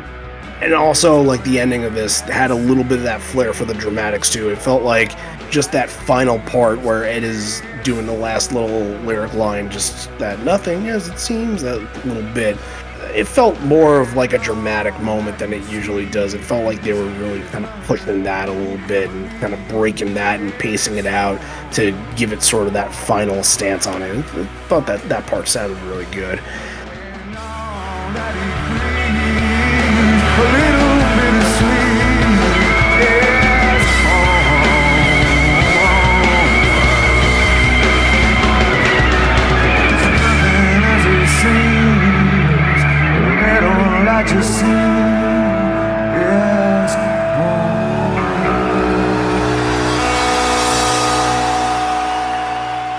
How about here we talk about Faithful? Now, the way that Ed is kind of teeing it up is saying we saved the song specifically for evening number 3, which feels right because this is always a song that they would go to and say, hey, this is for the fans. This is a connected song with you guys. A lot of people love to call this fandom and the people in this fandom the Faithful, and that makes a whole lot of sense due to what this song means and the lyrics that are interpreted in this. But I mean, it's clearly a nod to the insane dedication that these fans have, and you have to say that if it wasn't for them, things like the Experiment don't happen. I think that while Pearl Jam does some cool things on their own, they definitely know that the fans' anticipation for those cool things are worth doing more, and that kind of gives them the motivation and the drive to do those things. So yeah, it makes a lot of sense. And now let's give it off to Javier here, who's going to talk a little bit about the tuning of this song and some of the utilization of power chords in this. So let's hear what he has to say on Faithful. Knock on the wall says that no one slept here. It's rare to come upon a breeze that has not been around or been stepped on. Whatever the notions we lacing up. We have not had the opportunity to talk about this song, especially because this interpretation is pretty good. Let's start with the tuning. It's weird. It's supposed to be open G, but actually it's some sort of a hybrid of an open G. But if somebody has any questions, just let me know and we can go deeper in about the tuning, but it's some sort of open G. I love the fact that the majority of the times later on, Mike was using more like a Gretsch Fireglow or Jet Glow, guitar, which is the Gretsch, the silver one you have seen them use, for example, in Sirens or in Faithful. But for this tour, he was using a Gibson ES335, which is based on the 1964 ES335 that Eric Clapton used to use in Cream. So, pretty cool guitar. I don't know why it got out of rotation, but I haven't seen it after this tour. And Stone is using like the Les Paul that he will use in a common basis, but with the weird tuning. The use of power chords in an open G tuning guitar, some sort of hybrid tuning in the way that they use, is very interesting, because you want to use power chords without being sounding like very overwhelming, and I think they do it perfectly fine. And again, the interpretation is absolutely fantastic. I think the song has a lot of jangle to it, and it complements Ed's voice perfectly fine. So yeah, wanted to talk about this one because weird tuning, weird song, but I needed a little bit of analysis for this week. All right, Javier, don't go away because we're going to go right back to you with the next song. That makes a whole lot of sense for you to talk about. So we'll get you back in at Why Go. So let's just get into that now then. Now, right before the Experiment began, the band actually brought Why Go back at the Bristow show that happens on the 1st. It had been 257 shows since it last played, and that was in November of that 1995 run. I believe it might have been San Jose. I can't remember off the top of my head, but I believe it's San Jose. And it's kind of brought back in the weirdest way possible, because the way that I think everybody knows this song to be and its calling card is that just booming intro that gets popularized by Dave A. And it becomes the signature of what the song is. And weirdly, for these few versions that happened in 2003, it gets abandoned in favor for a very riffy replication of what the bass's role is.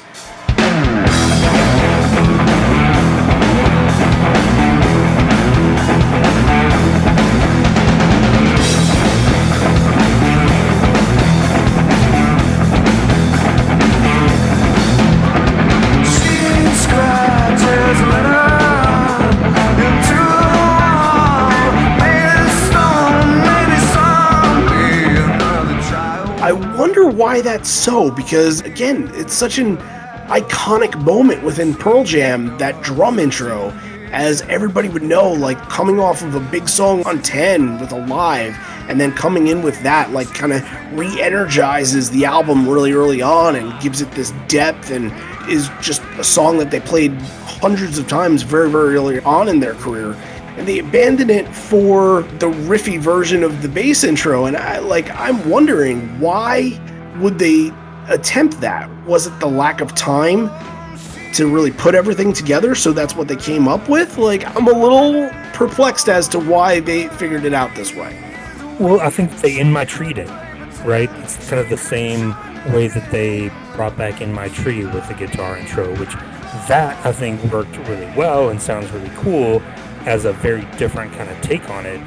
This one I think doesn't really work. Like, it's very awkward. It ends up being very cool. You know that Cameron can absolutely pound the shit out of the drums. That's not a problem. But yeah, they only did this, I think, twice. You have Bristow and this, and then they didn't bring it back again until 2006 when they went back to the original way. I think, Jeff's quote, I think it was about Garden, which is like, sometimes we've broken songs down and torn them apart, but it just ends up being the original way was the best. And you could apply that to Why Go as well. There's a reason they only tried this 2 times. It didn't really stick, whereas the In My Tree version was done a few more times before they brought back to the original way. But yeah, interesting because of the uniqueness of it and where it lies in the song's history, but not a highlight from the show. In a way, it is, though, because it is so different. You know what I mean? Like, it's... Yeah, I just don't think it works. I'm not saying that it works. I'm just saying that it's just something, because it is so unique to this version in this show, that it's kind of one of those things like, hey, do you remember when they try to fuck around with Why Go? And you go back to this as being like, okay, well, it really didn't have a home just yet as an everyday song in a set, and that does come in 2006, like you mentioned, but it's just very interesting to bring it back and bring it back in this factor. But I think you have to give credit to the crowd, because they come in on this as like the song never got rusty for them. They do the whole Why Go Home, they do that whole bit, and it seems like this should be one that at this point going forward, the band should be like, okay, well, we should play it every single place that we play. And it would become that very, very quickly after this. But the band has to realize that it's not a back burner song. Mike has a really just dirty electric solo on this, and it would go back to its original way, but like, it's one of those little pieces of history that is just so interesting that it's worth being mentioned and talking about whenever you do get up to them. And granted, we only have the other version to talk about someday. Who knows when we'll do that Bristow show, but it's just something that is really intriguing and does stand out from all of the madness in the 45 songs that happen in a set. Now let's get somebody's take here that can kind of go through what this intro and the sound of this intro and maybe kind of explain the whys of the whole thing. So the Gear Guru, this is an interesting one for him to do. So let's get to Javier on this one.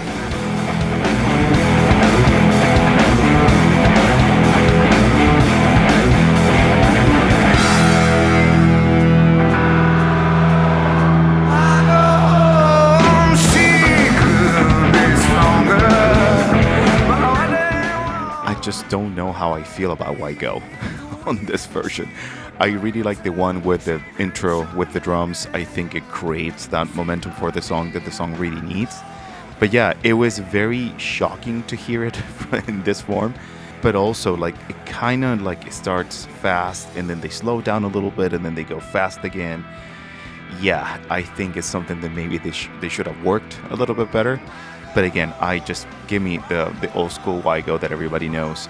But yeah, really interesting interpretation of the song. Like I was saying before, the use of elements here is rare too, because up from 2000 till 2011, maybe 2013, they were using high-end pickups guitars for this kind of song, but then they kind of like evolved to Mike using the Strat and then Stone using his Gibson Les Paul, the 1973 one, the reissue that he has. But yeah, it's hard for me to conceive this song in the way that it is right now, and maybe when you, especially like when it fits so well in those opener spots without the drum intro. And I think the drum intro really adds all the build-up, like that tension that you can like create that interaction with the crowd. But yeah, it's a very unique occasion, so I think maybe they needed a very unique version of the song. But yeah, it has so many different things of the Why Go version that we're used to it. Like I was saying before, the instruments that they were using and all that. Killer solo, good old school combo, really good wah pedal in front of a TS9, and just screeching that guitar through those Fender amps that Mike was using around that time. But yeah, I don't know. Maybe this is something that we can argue about over social media, or maybe Randy and John, they want to explore a little bit more over the episode. But yeah, I don't know. It feels weird without the drum intro. All right. Well, thanks once again. That's the last one for the trilogy for Javier. So yeah, really not going to be the last of him, because we are going to hear more from him. If you're on Patreon, he is going to do a Patreon exclusive featuring songs that we weren't able to get in these episodes from the first two and also the show as well. So you get to hear more of an extended version of what he was talking about in these shows on Patreon some point in the next week or two. It'll be fun. We're working it out. We're making it all work together, and it might be something that he goes back to like every 2 weeks or so, where we get kind of a normal show out of this, which is I'm very excited for. I think he's in 7 months absolutely deserved his own show over on Patreon. So looking forward to that. Busy. Yep. Yeah. Always. All right. Now we're kind of in the midway point to the latter stages of this main set, and we're going to kick it off with Wishlist. Now, Wishlist, as I mentioned up when talking about Brandon J, I said there was a song that had a lot of lyric flubs on it. Nearly this entire song has the lyric flubs. Look, I would think that this would be the worst performance of the night if it weren't for the Ebo section and weren't for the tag, because of just how drastic some of those flubs were, and he really loses his place multiple times in the song, like at least 2 or 3, where he kind of just checks out or really doesn't know what the lyrics are, which is weird because this is one they're playing every other night. Yeah, this performance is tinged with a little bit of, I'm not going to say resentment, but we got to get into this a little bit, because this is this is the one where Atlanta enters the chat, and we got to talk about this a little bit. I mean, yes, he apologizes, and like, yes, it's lighthearted, and I don't really take it personally, but this is the part where he goes on and the crowd does a very good call and response. It'd be great if you could sing. It's not an easy part. Believe me. We didn't give him this part to sing in Atlanta, I'll tell you that.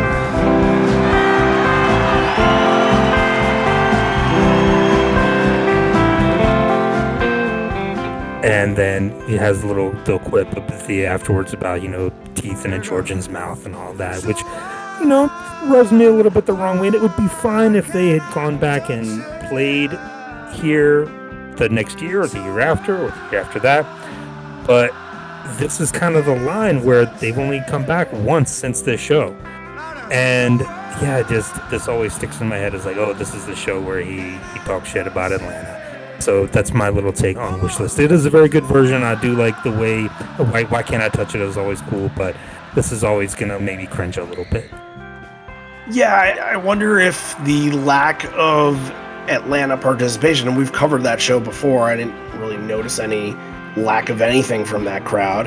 No, I mean, up until here, like a city with a pretty good history with the band. You could say Sure. like above average. And then after this, it just went downhill.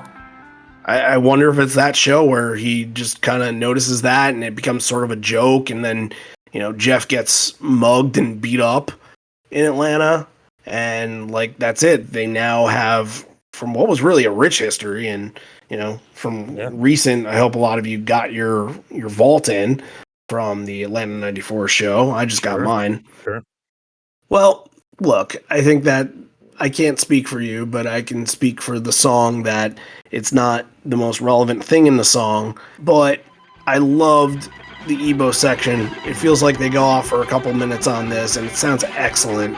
And then you get into the Buzzcocks tag of Why Can't I Touch It? And yeah, there's a great call and response, and Ed kind of gets to encourage them a little more because it's the Buzzcocks. I can see not a lot of people in that audience really knowing the song too much. This was actually, they used the song in Ted Lasso, the penultimate episode of Ted Lasso. I got very excited for that. So very cool.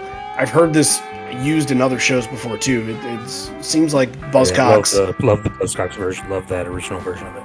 Of course, yeah. It goes on for like 6.5 minutes or something. It's like their longest song by far.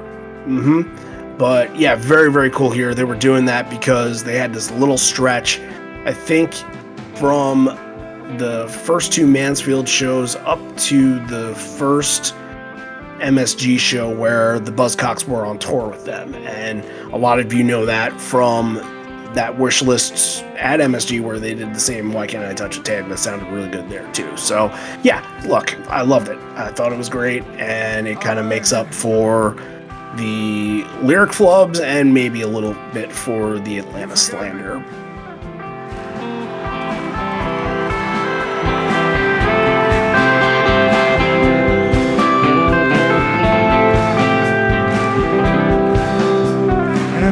So real I can feel it, and it tastes so real I can taste it, and it sounds so real I can hear it, and it is so real I can be it.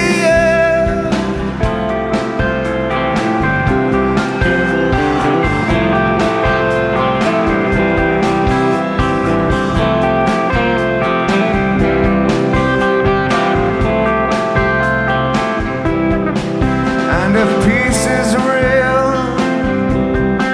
why can't the world be it? And if love is real, we all know love is real.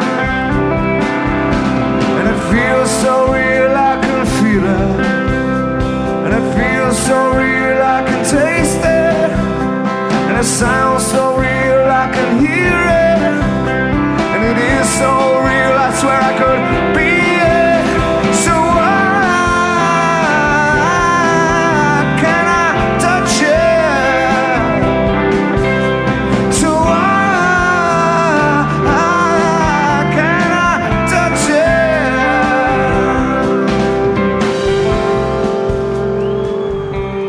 it? All right, Man Trilogy time, guys. It's a Man Trilogy in the Mansfield Trilogy, right?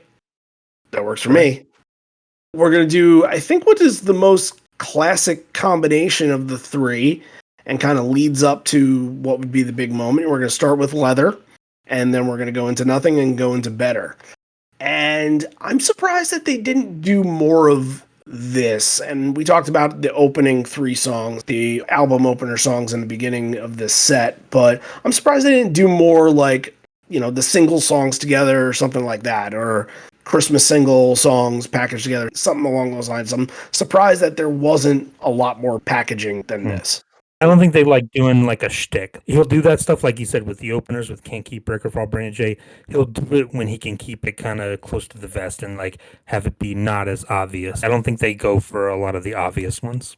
Yeah, we weren't getting Doesn't like an I cover. section or a U section like they did at DC in 08, you know? We weren't getting any of that. But Leatherman starts off kind of fun, kind of bouncy.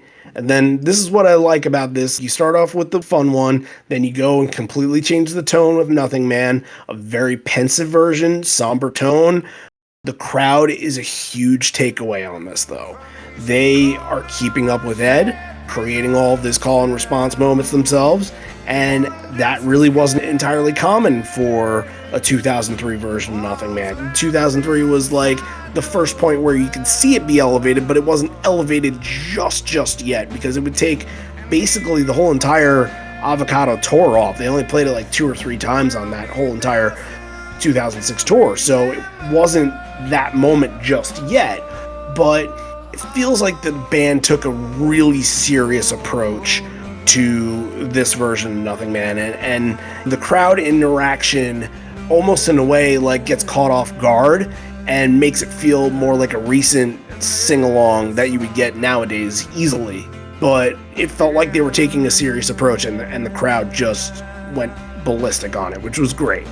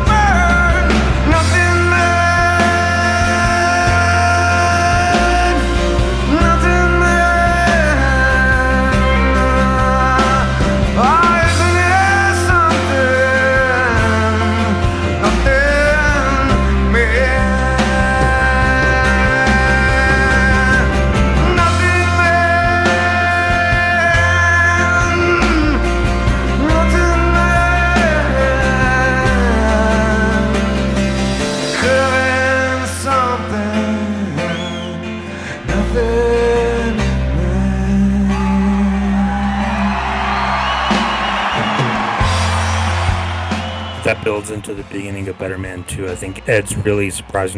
Better Man, we talked about 2003 was kind of the beginning of the modern era of it, but it wasn't really the big showstopper that it would become. But I think that takes that energy from Nothing Man and sends it right into the beginning of Better Man. It's a cool moment. Yeah, it really is. And I feel like as we've gone along here doing the 2003 shows, we've noticed that Better Man is getting more and more and more exposure and more participated moments, and this is just another one of those where Ed, I don't think he sings one line from the beginning of the song up until that second verse, so it's just another fun moment that the crowd is in full swing, in full force, but you don't get a very extended version of this. It feels like a very, very shortened up version after the intro.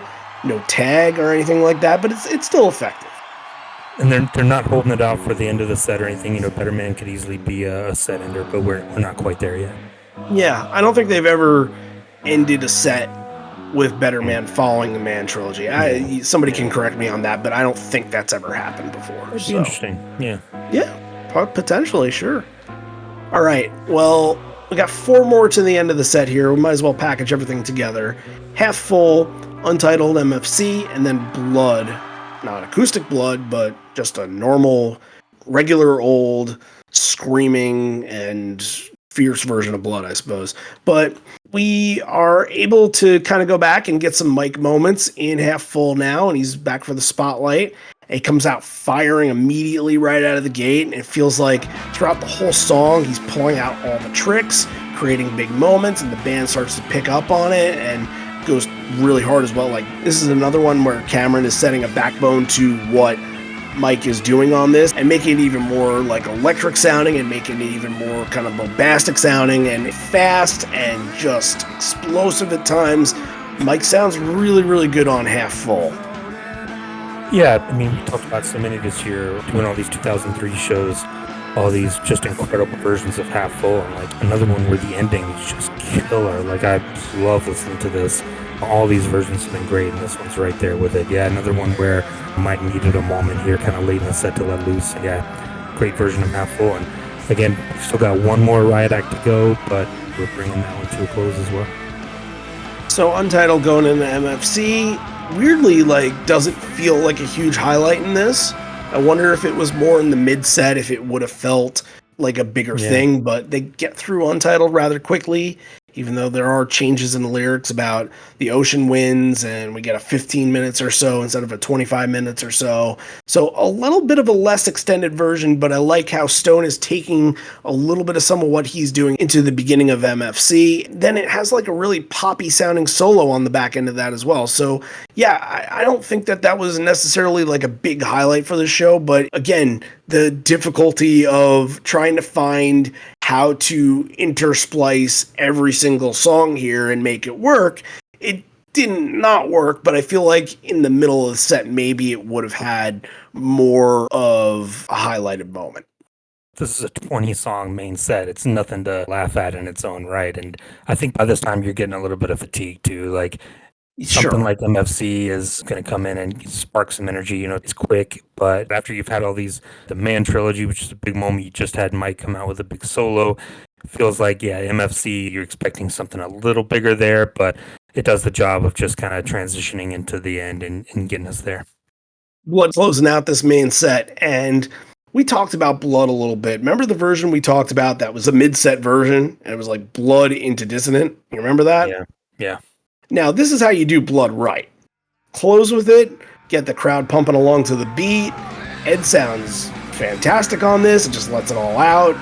The echo effect on his vocals that took you into the bridge sounded terrific. Like, this one sounds like he's able to let his voice propel and just kind of let it all out. And this is 32 songs in the night already, so like he's still showing that he has a lot of that left inside of him. So yeah, that's a big moment to let that out. And again, kind of the tongue-in-cheek, this is not going to be an acoustic Blood in this set, and then coming out and closing the main set with Blood kind of wraps another nice little bow around this. So I think it would have been funny if they had an acoustic guitar on stage just for this, and like a riffy porch intro for Blood? Maybe, or just have Stone come out and like turn on that little pedal that makes the acoustic sound on it real quick, just to fuck with people, just a little tongue-in-cheek thing. I think that would have been fun. But yeah, this just rips again. Like 2003, Blood had come back in full force and been close to what it was in the 90s. So yeah, very good version. All right, we're at Encore 1. Time to pause for another station identification. Sometimes you get these when you get bigger shows and longer shows. So now we're going to just mention Patreon for a second or two and thank a brand new patron from the Giggle Egg tier, and that would be Joseph Smith. So Joseph, thank you so much. You have an episode request waiting for you at some point in the future. Take advantage of that, as well as anybody else that's on the horizon or the Giggle Egg tier that hasn't taken advantage of that yet. Please send an email, get in touch on social media, wherever you want, and let us know what show you want us to cover. So, look, we want to get to all of them. At some point, we will get to all of them. So, hopefully you guys will get that for us at some point soon. But for anybody that's not on Patreon and might want to have an episode request, the next couple weeks are going to be episode requests, as a matter of fact. Then what you're going to want to do is go on over to patreon.com/liveon4legs, donate to the show. And the tiers that you can donate to, you can either try out the whole thing and get it for free for 7-day trial, and then after the 7-day trial is over, then you're in. Then you are our patron for $1 a month, because that is actually under the bonus leg tier, which once your 7-day trial is over, you get charged for that $1 for bonus tier level. So if you're interested in that, then head on over and get your free fill of everything that's in our archive. It's literally everything that we've ever said on these little Patreon breaks. You can go in and listen to those. It's all there. And also, if you'd rather not do the 7-day trial, if you just want to join and pay the $1 a month, you can do that on a bonus like tier that's going to get you all of everything that is on the platform as well. And think about this. What we have coming in a couple months in September, it's going to be pretty important. Those are going to be the show reviews, so hang on to your hats. Those are going to be really fun because those shows are going to be straight from site, where we will be talking right after the show and talking within a group of people that all just experienced the thing. Last year, a lot of it was just you and I, John, just kind of taken from the live feeds and everything. We don't have the full source of the show and everything like that. But this year, there's going to be a conscious effort of getting every single show and people at every single show involved and getting the word of mouth right after the show ends. So that's something to look forward to for now. There's going to be other Patreon things. The Evolution episode is coming in the future. They're going to be more of the late night shows. As I mentioned before with Javier, he is going to have his own show after a little while. So hopefully that'll be out in a week or two. But if you want to donate more than just $1 a month, the $5 Gigaleg tier is available for you as well. As mentioned, that will get you an episode request, as well as the Horizon Leg tier, which is $10 a month. That gives you an episode request, a profile episode, a profile on liveon4legs.com, and also at some point in the future, there will be an exclusive merch package for those who are Horizon Leg members. So that's pretty much that. Patreon.com/liveon4legs, or download the Patreon app and search for Live on 4 Legs, or just go to liveon4legs.com. There's a big button that says become a patron, and that's another way to do it. So thanks to all the people that continue to donate. You guys are helping us through this time of going on tour and everything like that. So big respect and thanks to you guys. And there's going to be more coming over there in the next couple months, so keep your eye on it. We'll have more for you very soon. All right. Once again, back to the rock. And yeah, this first encore set is going to be 7 songs that were just the next 7 that they hadn't played yet. And there's only going to be one more from Riot Act that's going to be the last original song that they hadn't played yet in the second encore, but this is really the last of the bunch that is the original songs. The leftovers. We're getting to the after Thanksgiving leftovers. You're making the turkey sandwich. I mean, I wouldn't call Black and Jeremy a leftover, but it does feel like all of these other ones, the 5 that happened before that, it does feel like, hey, these are ones we never play, so let's just have fun with those, This is the real, true, rare section of these 3 shows. And, of course, it doesn't include Last Exit or Glorified G or Red Mosquito, but we've already been through that hellscape, so we won't go back to that. Ed says, thank you. You've been very gracious this evening. There's still quite a few songs left on this list. The 3 I mentioned are not. You can hear him asked what's the first one. And so he says, take a deep breath and enjoy the rest of this. And obviously, there it is. There's the word. So breath is going to be the first of the bunch, and habit is going to follow up on breath. And breath was awesome during this. I feel like that MSG version that they played a couple nights before that we know from the DVD, that was an awesome version of this song. It seemed like Breath was really starting to become a true showstopper on this tour.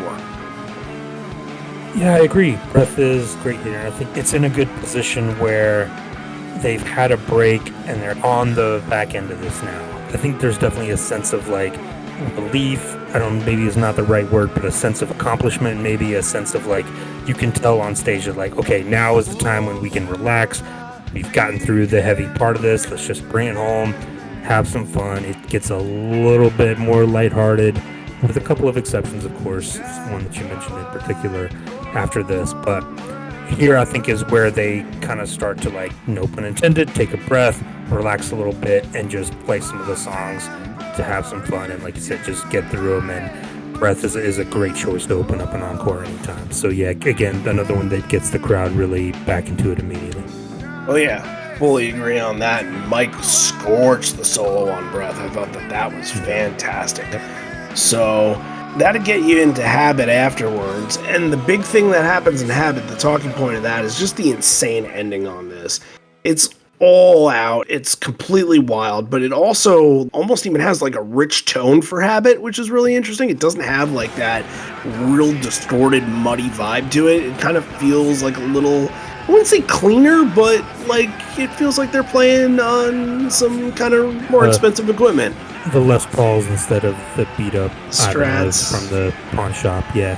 Yeah. So, I mean, this one, after this tour, completely falls by the wayside. Right. You know, they only played it 6 times this year, and Habit was really just holding on because of its combo with MFC throughout all of 2000. So I wonder if using Untitled more in 2003 had anything to do with Habit just kind of taking a nosedive, but they really go out on the ending of this. It feels like they are playing into just this fun atmosphere and just kind of throwing everything at the wall. Yeah, it's all catharsis and energy, and let's just let it loose. Like, we're here at the end, let's just bring it home and have some fun and just let everything go. Well, all right, 3 more of the rare ones that we're going to get, the 210 songs. Ed says that this is a B-side off the last record for the Serious Collector. And Ed says it's a song for Howard Zinn, something very common for Boston shows. I believe that almost every time that they're in Boston, when Down is a staple of their live set, it gets played. I'm pretty sure you can go back, and if they played 2 at Fenway, it's definitely played at one of those shows. I believe they played in 2010. I think it's always played when they go back here because it's Howard Zinn's hometown. So I don't know if you heard this, but during this little speech, you hear from somebody in the crowd and they shout for something that is pretty common to hear at rock and roll shows, but like this would be the only time where you can say that the probability of that happening might be a little higher than usual. They call out for obviously Freebird. Did you hear that? I mean, at this point, I it's don't so remember like hearing that distinctly, but yeah. it's kind of, you get numb to it because like the guy that yells out Freebird obviously doesn't really have much of a sense of humor if that's the only thing he can think of. But it feels like if they were to do it, I guess if they're going to throw out the kitchen sink, then this would be the show where the kitchen sink gets thrown out. You know what I mean? I've heard Simple Man at a Pearl Jam show. That was enough for me. Any band that does Freebird is just pandering to that one guy. Don't pander to that one guy. Play something else that's better. Not trashing on Freebird or anything like that, but Down in between here is a lot of fun. Mike's take on the solo is a lot different. I thought that was really cool, just changing things up. And the way that he does things sometimes can feel like, okay, well, that's kind of a staple solo. We've talked about that before with songs like I Am Mine. He doesn't really do much different. Amongst the Waves, he doesn't really do much different than what the studio recording is. They're very simplistic. But I always thought that Down was kind of one of those songs, but he changes it up so much more than you would think. And this one feels like a little bit kind of like a lower tone to it than it usually has. All right, let's get into another Ed speech here. Kind of finishes off his thought about Howard Zinn. Kind of gets to explaining who he is within this speech that follows up Down. And says it's an author from your neck of the woods. Name drops both people's history of the United States, and you can't be neutral on a moving train. And someone up there has a sign that says Zinn for president. Ed fully agrees with that. There was a couple guys who lost their lives last week, and there have been 72 people that have died since this war has been, you can hear and see him do the quotations, quote unquote, over. We need to make sure our thoughts and our actions are still with these people over there. You read about it, and you can't imagine the pain that these families are going through, and you just want it to be for a good reason. It'll be a fine day when they all come back home. It'll be a fine day when they have the public interest at heart and not towing up to the oil companies or other big corporations. We've got the West Coast, Seattle, San Francisco, and we have a lot of great activists out here in Boston. Now, if we just get the middle involved, I think everything will be all right. So be strong and peace out. And then Stone gets introduced and says, I've been waiting for the whole tour to get the mic, so it feels so good. Since we're playing all the songs, we're going to play the one that I sing. And we haven't rehearsed it all, which is fine by me. You remember another time where they didn't rehearse Mankind and how that went at a certain college in a certain state? It was Yeah. the last time they played it before this. Wouldn't you think that they would try to play it before that? No. We're gonna try to play a little down.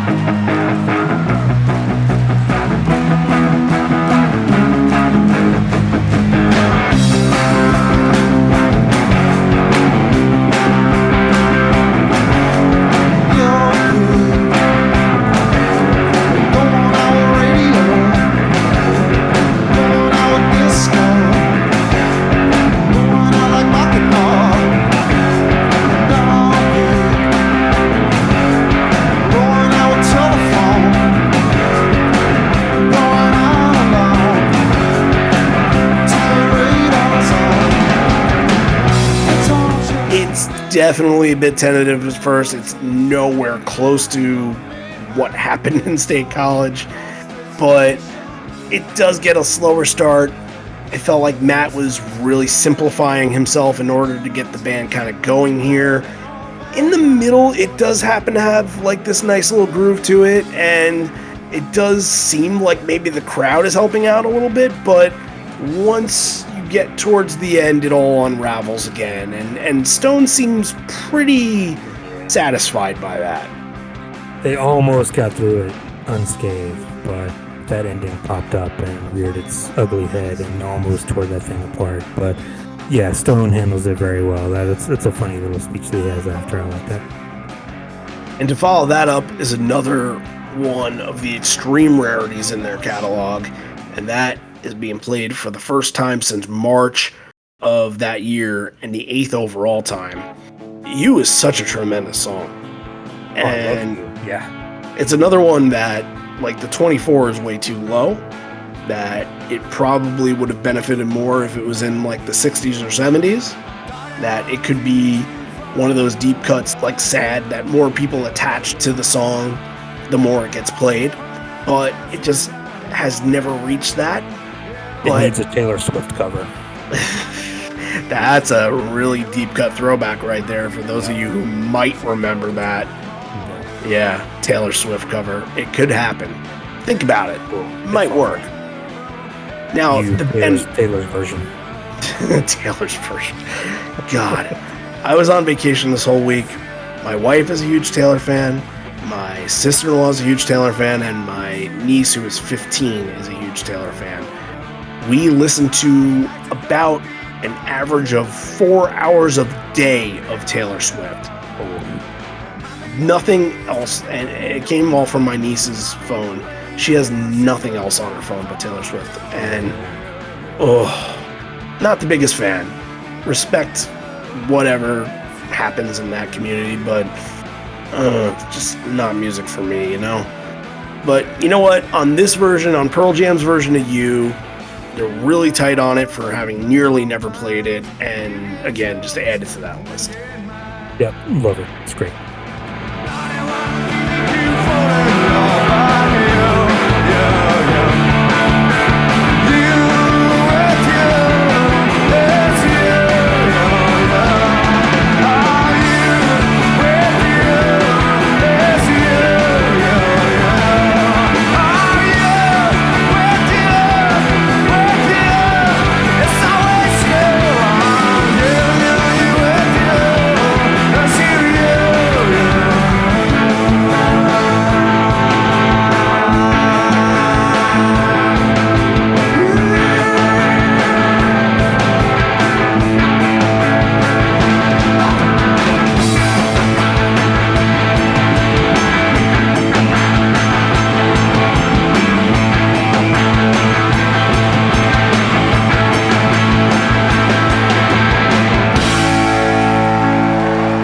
Says, all right, we're getting through it here. Here's one you actually might know.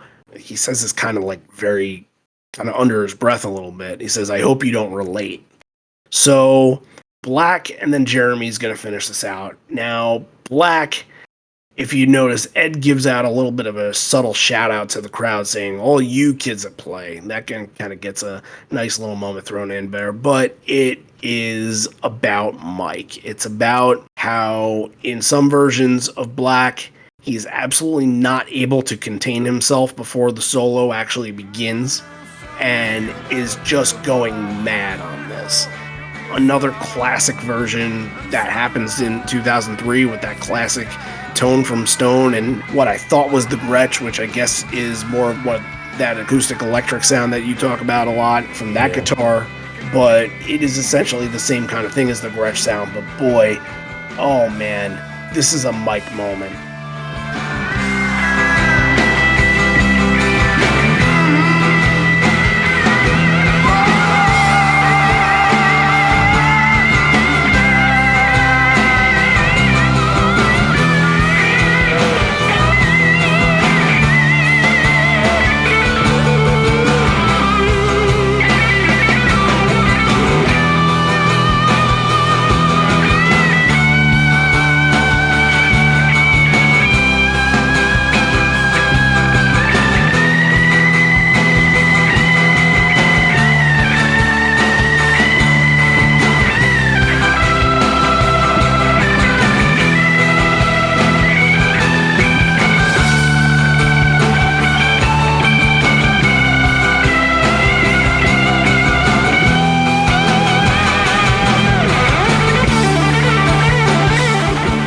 This is him unleashing the demon, loud, vibrant, all the superlatives you can give to Mike in an 8-minute version of this. It's soul-crushing and in a way still has that beauty and that magnificent, just soaring vibe to it.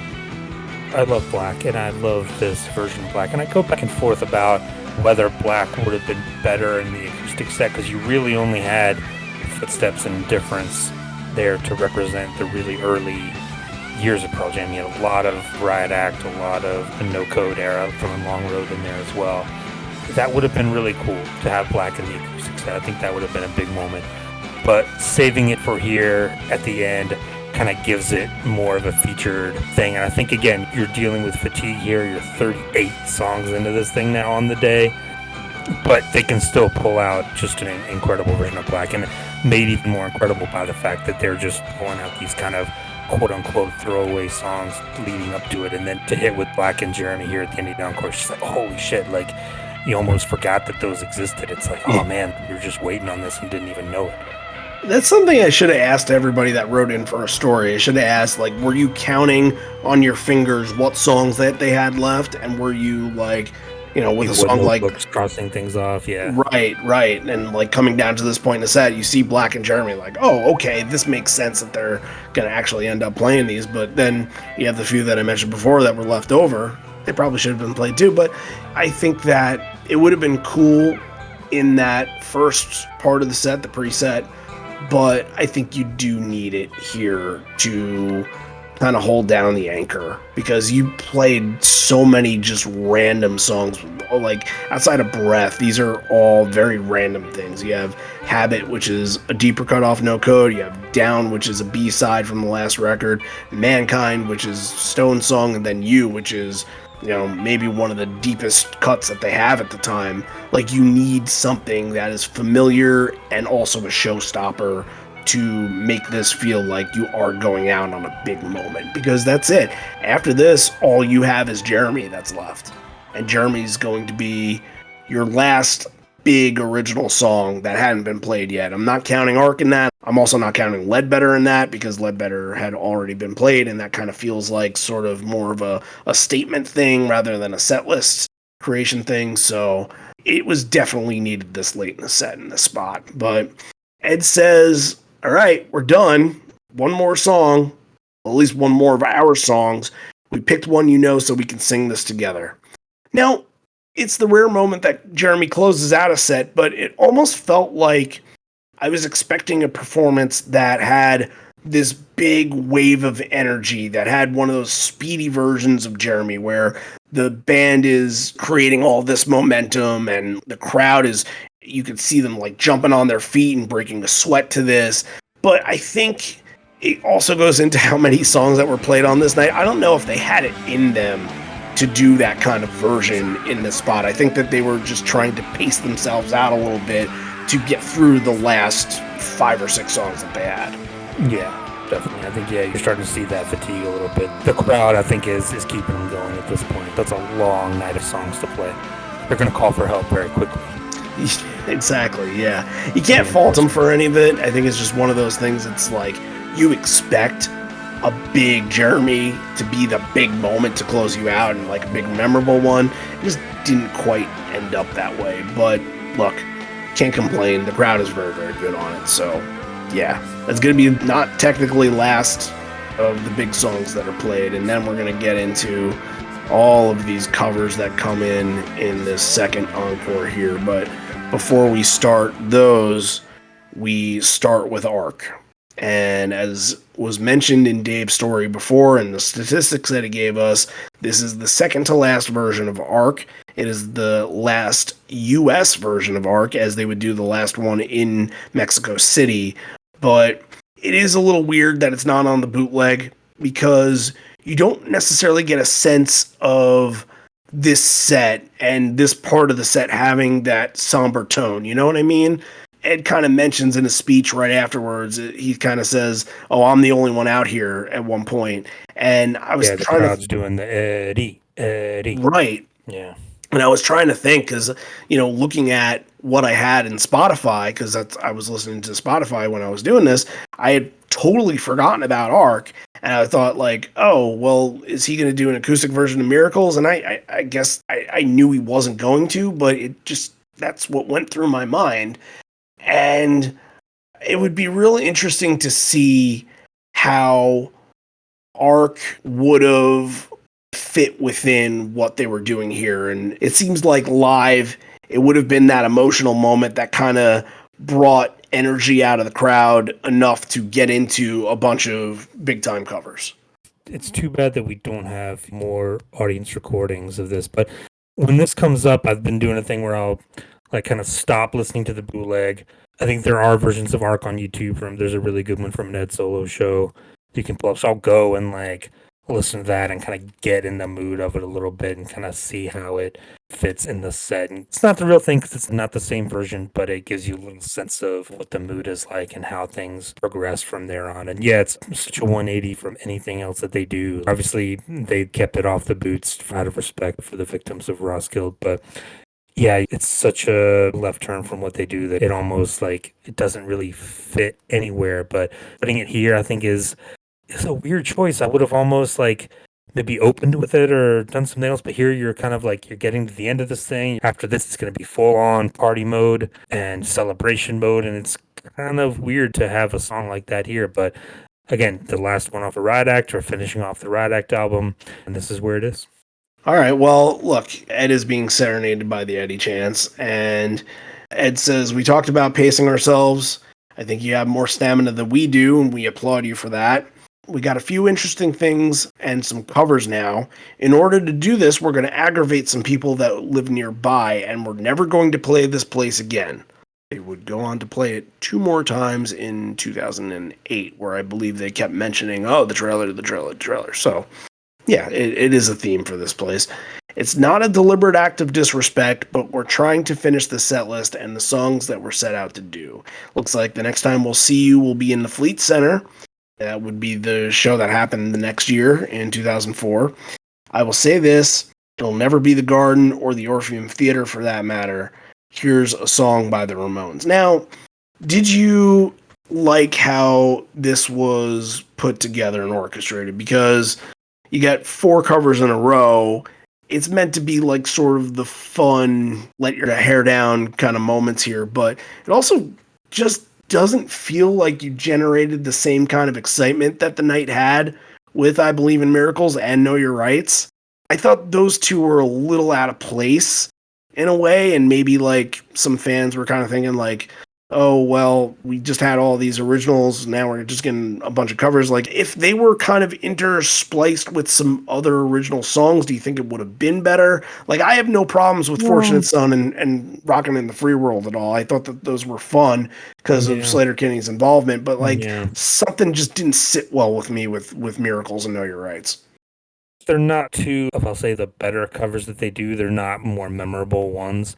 Yeah, I don't have a problem with it because at this point you've gotten so much and you're at the end and like everything after this is just icing on the cake. It's just gravy. They're still playing. You feel like you've been there for a week, probably, knowing some of those people that have been to all 3 shows. You've gotten all this stuff. You're just full of Pearl Jam and like just whatever they want to do. I think like you can tell on stage, it's just full celebration mode, full party mode. On paper, yeah, maybe it doesn't translate very well. You look at this and you're like, man, why wouldn't they save Alive, or why wouldn't they save something else for the end? But it's been a marathon. At the end of the marathon, you just keep on going till the end, until you cross the line, and that's what they're doing here.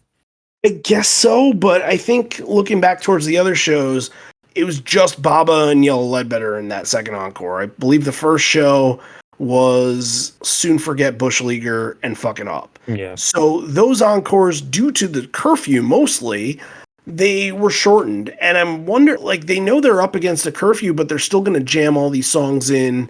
And granted, I think they got the permission, or at least before one of these songs, they shout out a kid that was from the local trailer park. According to Five Horizons, they had to pay $7,500 for going past the curfew. Yeah, for that's chump change, but it's still like, just felt like maybe it didn't have to. I don't know how much it would have mattered, but like, I don't know. Yeah, if they didn't do Miracles and Know Your Rights, would have missed them that much? Probably not. No.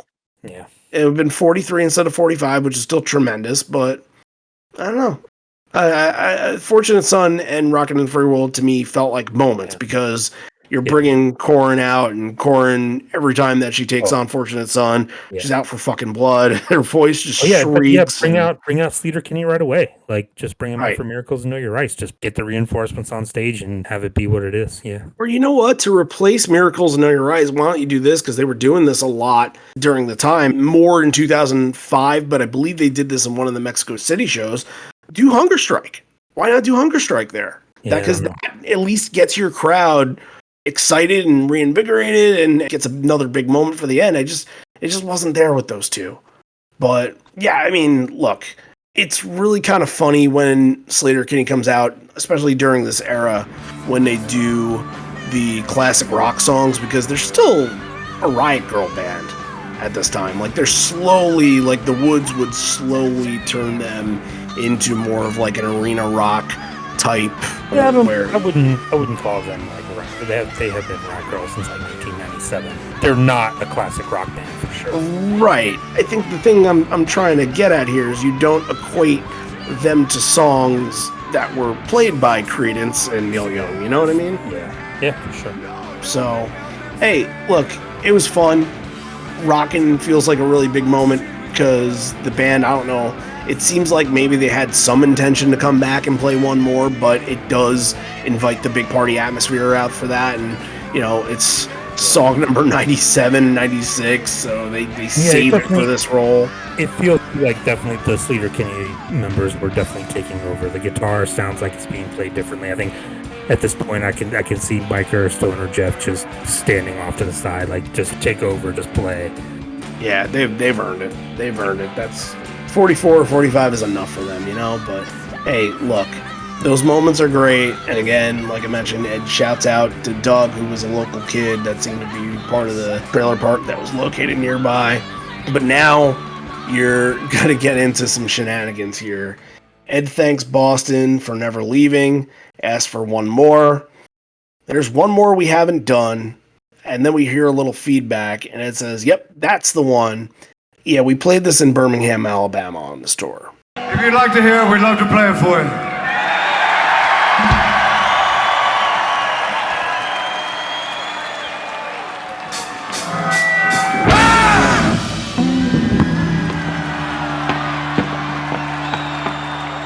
This could have been so much better. Like, it was almost the same chord as All. And I will never get over this. Like, look, the band is obviously huge fans of the Descendants, or just fans of the Descendants. I know that Jeff is. And Ed. Self-Pollution played Silly Girl. Yeah. That's right. Yeah, going back to Self-Pollution. They had that right in front of them. They could have done it. And it's basically all they had to do instead of going, bah, was go, and then they do it again. Yeah. Before getting into Ledbetter, and that one could have been All. No, all. And they didn't do it. Too much of a deep cut for people. Also, I think you really need to practice that one. You need to get that chord down, and that's tough. That's real tough. Descendants wrote a real wizardish punk rock song when they wrote that. But yeah, you call that the one note, whatever you want to call it. Ed is joking around once they come back out. He's saying, we're trying to play every song we did on this tour, and we actually did play that one. So they do the one note thing again, and it gets booed. People don't like it. People were just like, what the fuck is this? Because nobody listened to that Birmingham show. So nobody knows the joke that came out of that. But people are like, no, we want an actual song. Don't fuck with us. You really think that that's going to end your show, guys? Come on. Yeah, I think, the story is that Rockin' in the Free World is supposed to end it. Then the one note is like, okay, go home. We're done. And then nobody left. Who would blame them? That's not the best way to end classic shows like this. But I think they had to have known. They had to have known. It's like, okay, well, if we're given this one last one, then we can do one more here. So, of course, now with the last song of the whole entire series of the whole 3 nights, you're going back to Yellow Ledbetter. The minute that Mike strums it on the guitar, it gets another massive reaction, just like it did for night 2.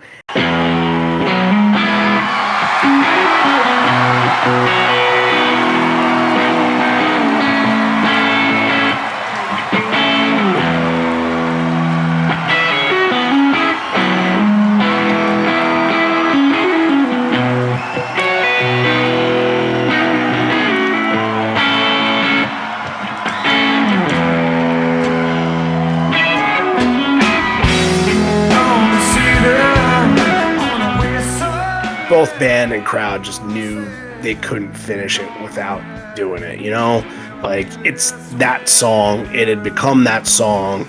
While people today will kind of joke around, oh, well, we want some other closers, everybody knows that this is the one. Ed is funny on this. He kind of says, I don't have to ever play this outdoor place again, and he kind of gets the boxer bag line in there, and crowd is just very juiced up. Like, they're taking this all in. They, especially the guys, I'm sure, that have been to all 3 nights are probably looking at this like, wow, we are witnessing the last moment of all of it. And just what a way to finish it out. Yep, there was no other way it could end. And we get Mike spotlighted at the end again, of course. And then we get a tag that we had never gotten before, that we'll never get again since. Well, it's a tag from Boston. What else is he going to do? Of course, it's More Than a Feeling, so we get a couple seconds of that. Gets a nice little pop from the crowd. And then they all wave goodnight to a very, very special series of shows that happened up in Massachusetts, up near Boston. So there it is, you guys. We just finished all 97 of those songs. How you feeling after that? I feel pretty good. It feels like we've done something special, Yeah, I'm tired. I feel like I just played 45 songs. I'm actually tired because I had like a 2.5 hour car ride today, but I guess a 2.5 hour episode would go up there to being tired as well. But yeah, what can you say that hasn't been said already? I think the only other thing that we can do at this point is to just kind of go back on some of these from this show and just kind of reminisce on what were the top moments from this. So go first and let everybody know what you take away. Yeah, this is tough. My number 3 is going to be Tremor Christ.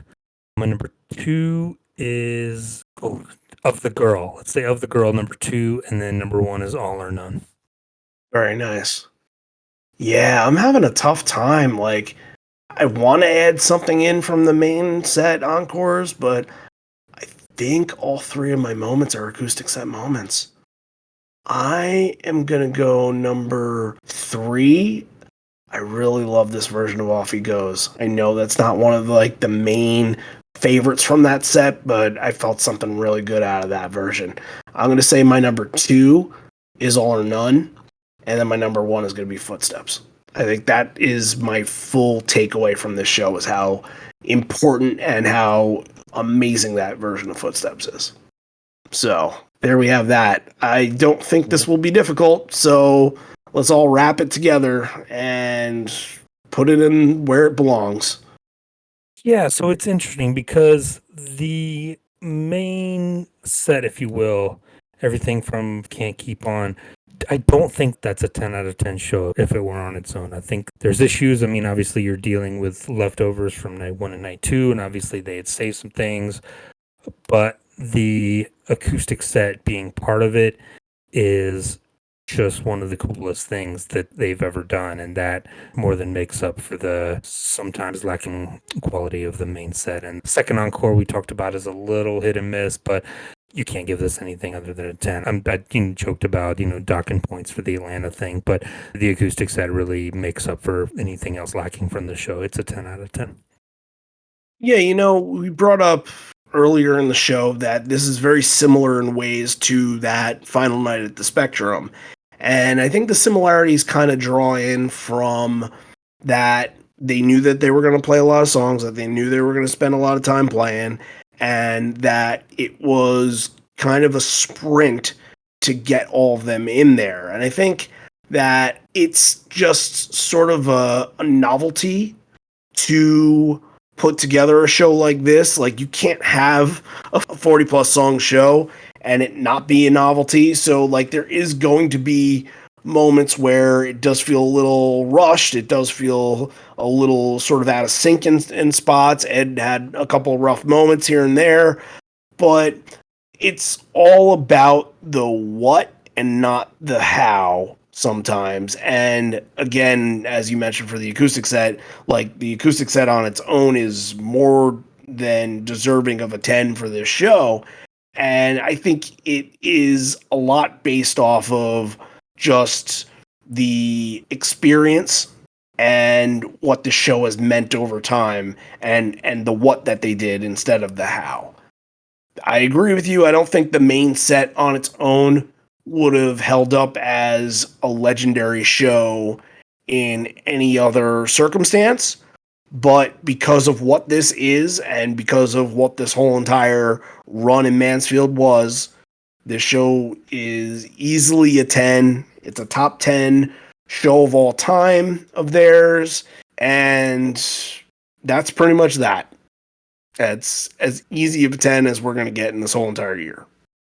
Introduce yourself to the second Hall of Fame episode from the class of 2023. Get the Yes, plaques it's ready. only July. Yep, the plaque will be sent out to, I don't know, one of those trailer parks, I suppose. I suppose they can get the honor of it. But that was a good time. That was a good time, and I'm glad that we were able to bring all that to you guys. It was a very important story to tell altogether, and just as important as the story of the sets and the story of the songs were, it was important to get your side of the story as well, because that put a whole introspective that we probably would have never had on this show. And it taught us a whole lot about what this stretch was like. And yeah, like I said, it's one of the most important things that have ever happened in this piece of Pearl Jam history. So, all right. Well, with that being said, next week is not going to be a 2003 show. We are not going to do another 2003 show for the rest of the year, as a matter of fact. We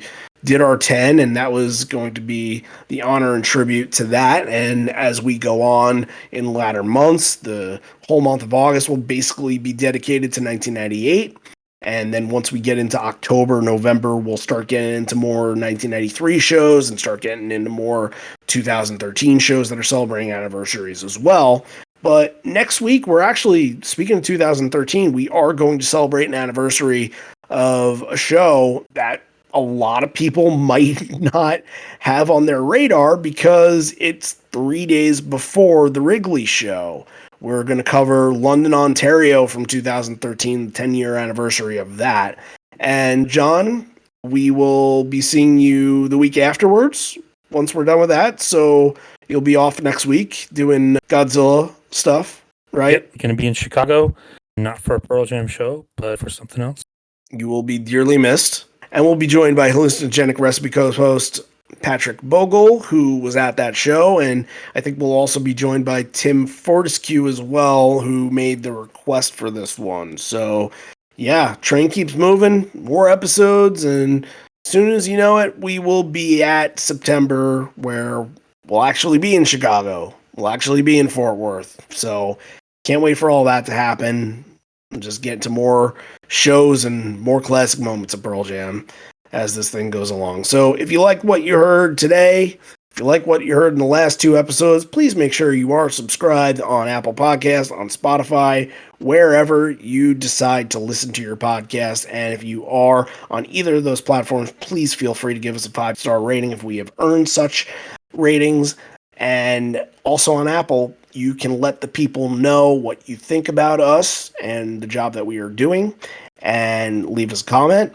People can just look at the comment and they can be like, okay, well, look, I'm looking for a Pearl Jam podcast, and this is going to fit my need to either learn more about live shows or to get my fix of what bootlegs I might need to listen to. So a lot of that going on, a lot of that happening, and then hopefully the goal, just spread it word of mouth. So thank you all for listening in this week and listening in the last 2 weeks. It has been a blast. And next week, why don't you tune in again for London, Ontario? So, all right, this may be the end. We're here, but not for much longer. And although we may be parting ways, miss you already, miss you always. Thinking to myself, if we ever did a set list of episodes that amounted to 97 of them, how much would we have to interpret in? Oh, I'm not doing that math right now. It's been a 2.5-hour show. I think I'm going to go to sleep. But when I wake up, it will be time to do London, Ontario next week. So we'll see you then. Experiment was a success.